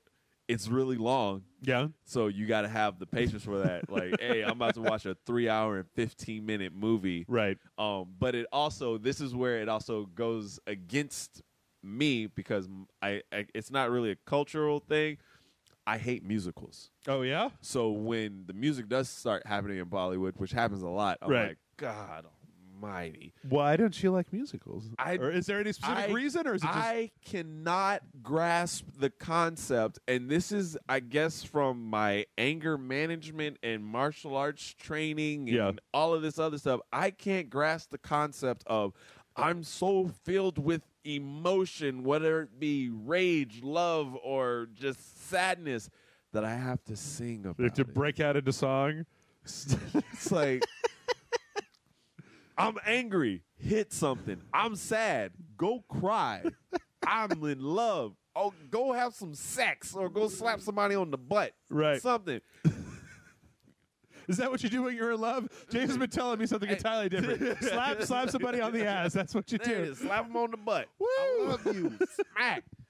But no, it's just something I really, and like, I got my degree in theater. Yeah. I've had to be in musicals. Right. I didn't agree with them. Yeah. Because I just It's like a weird kind of cognitive dissonance between don't- why are they singing? It doesn't make any sense. I'm actually going to research this, and it's just because like if it's something I don't understand, I like to research it so I can like try to get some type of knowledge on it. Right. I want to research what the first musical was because I want to understand who created it, why they created it, and like why like it was just one of those things that they just felt that needed to happen at that time. I'm sure it was a cultural reason.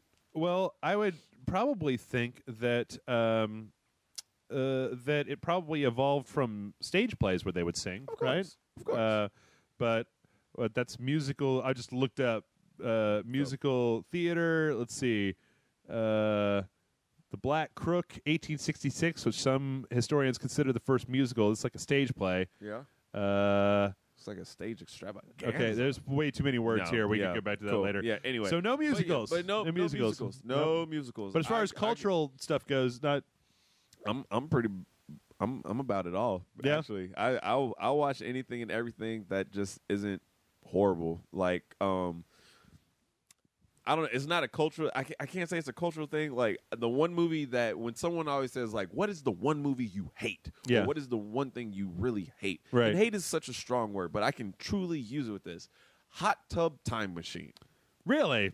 Hated the ever living frames of that movie. I watched it because it was on Netflix. That's what I do. I just like, oh, hey, they said I'd give it 4 stars. Right. Play. Let me check it out. You liar, Netflix. You're a liar. I tracked how many times in the movie. Yeah. Sorry. How many times in the movie I wanted to stop it. Yeah. Not how many times I just wanted to be like, I'm done with this. Okay, whatever. That wasn't funny. I'm going to stop watching this. How many times I wanted to stop the movie completely. Okay. I made a game about it. Really? 18 times. Well, In that entire movie, I was like, turn it off. I've never No, seen it let's keep before. going. What was the problem? Turn it off. 1, not funny whatsoever. Okay. 2, not funny whatsoever. And I love raunchy comedies. It's a raunchy comedy. I love them. Mm-hmm. Not funny. Really? It's got Marty McFly's dad. What's the guy's name? Ooh, get your damn hands off her. Crispin Glover? Yeah, Okay. he's in it. Yeah. I love that guy. Yeah. He's so weird. Yeah. He's so weird. It's got John Cusack. Yeah. It's got the bald guy from Warm Bodies and some other movie who's a comedian. He's a stand-up comedian. It's got the black fat guy who does the jokes. Right. I can't remember his name, and he sings. But I was just like, it's got Chevy Chase in it. Yeah. Horrible movie. Okay. I was just like, I can't do this. So like every time somebody's just like, what's the movie? I'm like, Hot Tub Time Machine. Yeah. And then I actually have one friend who agrees with me, and it's like we had this huge discussion of just like, yeah, oh my gosh, there is someone else out there who did not like this movie. So because let's they're see. making a sequel. Well, of course they are. Of course they are. Of course. Of course they are. Of course. How many Hangover movies do they make that are the exact same movie and over and over again? Okay. They made 3. Okay. And my thing about the Hangover movie, I laugh is because I know people like that. Yeah. And that's why I find it humorous, because I'm just like, That was gosh. one. That one and the Wedding Crashers both for me were ones where people had told me about how funny they were. They were like, you need to have a nurse there because you're going to have several heart attacks, and you need to just be ready to go to the hospital from laughing so hard that your eyeballs fly out of your face. And then I was like, all right, Hangover, let's do this. Boop. Like, I'm waiting. Yeah, that guy's nerdy and he's got a beard. Okay. Okay. I will say this. The first Hangover movie set the tone. It was funny. Second Hangover movie, they tried to up it, tried to gross you out a little bit, and I was just like, okay, cool. There were some funny parts. Third Hangover movie, they were like, okay, let's try to make it a little bit different. Yeah. And they tried to break away from the formula, but also keep the same formula. I was just like, you guys lost it a little bit. Wedding Crashers, the first time I saw it, there are some amazing, I'll say this, I can't say funny parts. There are funny parts. Wedding Crashers is that movie you take quotes away for your real life. So like for me, the number one quote from Wedding Crashers is "Lock it up." Okay. And like that is something you can tell somebody when they're like really like losing their shit or they're acting like a little bitch. Yeah. You be like, lock it up. and whether somebody's like, oh, that's from Wedding Crashers, or not, it doesn't matter. That's something you can take from a movie and translate it into real life. Sure. The rest of the movie, not so much. Okay. Bradley Cooper's also in that movie as well. But he plays a huge douche. But like those movies, I'm like, all right, I'll give it. For me, and I have friends who hate Will Ferrell. Like, they can't stand him. They hate his humor. I'm so selective with that guy. Step Brothers. I really, to me, is one of the funniest movies ever. Okay. Step Brothers, way funnier than Anchorman. I would disagree with that statement. But see, okay. Anchorman 2, way funnier than Anchorman 2 because that one like fell the fuck off. I haven't seen Anchorman 2, so I would know. For me though, Will Ferrell, Talladega Nights, hands down. I lose my shit every time I see that. More movie. than Anchorman? More than Anchorman. Anchorman is like that ridiculous, like the Yaz flute gets me. But Talladega Nights, I don't know. That's why every time I play a racing game, I want to go fast. That movie is, I don't know, it spoke to me away. And it also talks about the Highlander. What movie talks about the Highlander being the greatest movie ever made? Oh, I was going to say, besides Highlander. Right. I mean, that movie, I don't want to be a jerk or anything about this. Highlander talks about Highlander. But to me, Will Ferrell, dude, is hilarious. Yeah. And so I guess it can't, it's when it comes down to it, I don't see if it could be wrangled into a culture. If it is a culture, it's American culture. And it's the American like raunchy comedies and stuff like that, because Britain, the UK, they make some raunchy comedic stuff. Sure. Love Actually, it's a romantic comedy, has some raunchy moments in it. Like, Martin Freeman playing the porn stand-in. That's amazing. Yeah. And look at him now. He's Bilbo. I do that. I'm like, look what it came from to where he is now. Yeah. He was porn stand-in. Also, Bilbo. I mean, well, let's say if you folks out there can recommend some Indian movies to me that are mostly about like shooting ninjas, or you guys know what I like. I like a lot of different stuff. I'll give you some. You give me some recommendations. All right. Maybe I think you would probably do good, because I'm looking for ones that don't have as much of the singing and dancing, and that sounds like you could tell me. Yeah. All right, we got one more question before we get out of here, and this one is from Slimer, and Slimer says, "Hey guys, Slimer here. Simple and to the point. Would you have sex with a goat and have no one ever find out about it, or not have sex with a goat, but everyone thinks you did? I have an enjoyable time watching your content. Thanks again, and rage on, Slimer." I think Slimer actually might be like an AI from the future. I like that. Yeah. I have an enjoyable time watching your content. Thanks again, and rage on. That's right. Slimer. What do you think, Aaron? This is one of those Kobayashi Marfus. I'm going to go ahead and say I would not have sex with a goat, right, but everyone thinks I have. I have no problem with anyone thinking anything about me. Right. I ain't fucking a goat. You know, it's funny when I pulled up this question, I started thinking about it, and at no point in my mind did I ever really consider the first one because I was like, you know, people already think so many things about me that actually I'd probably get more action if everybody thought I fucked a goat. Yeah. There'd probably be like 1 out of every 100 women that was just like, ooh, that's hot. So you fucked a goat? Like, no, I didn't. No, you could tell me. Show me how you did it. Right, you know. Whoa, this is weird, but I'll go with it. Say, like as soon as like, would you have sex? No. It's like I usually say no. No, not really. Right after those 4 words, or would you? Yeah. No. Would Would you? What? No. And so, but thanks, Slimer. Yeah.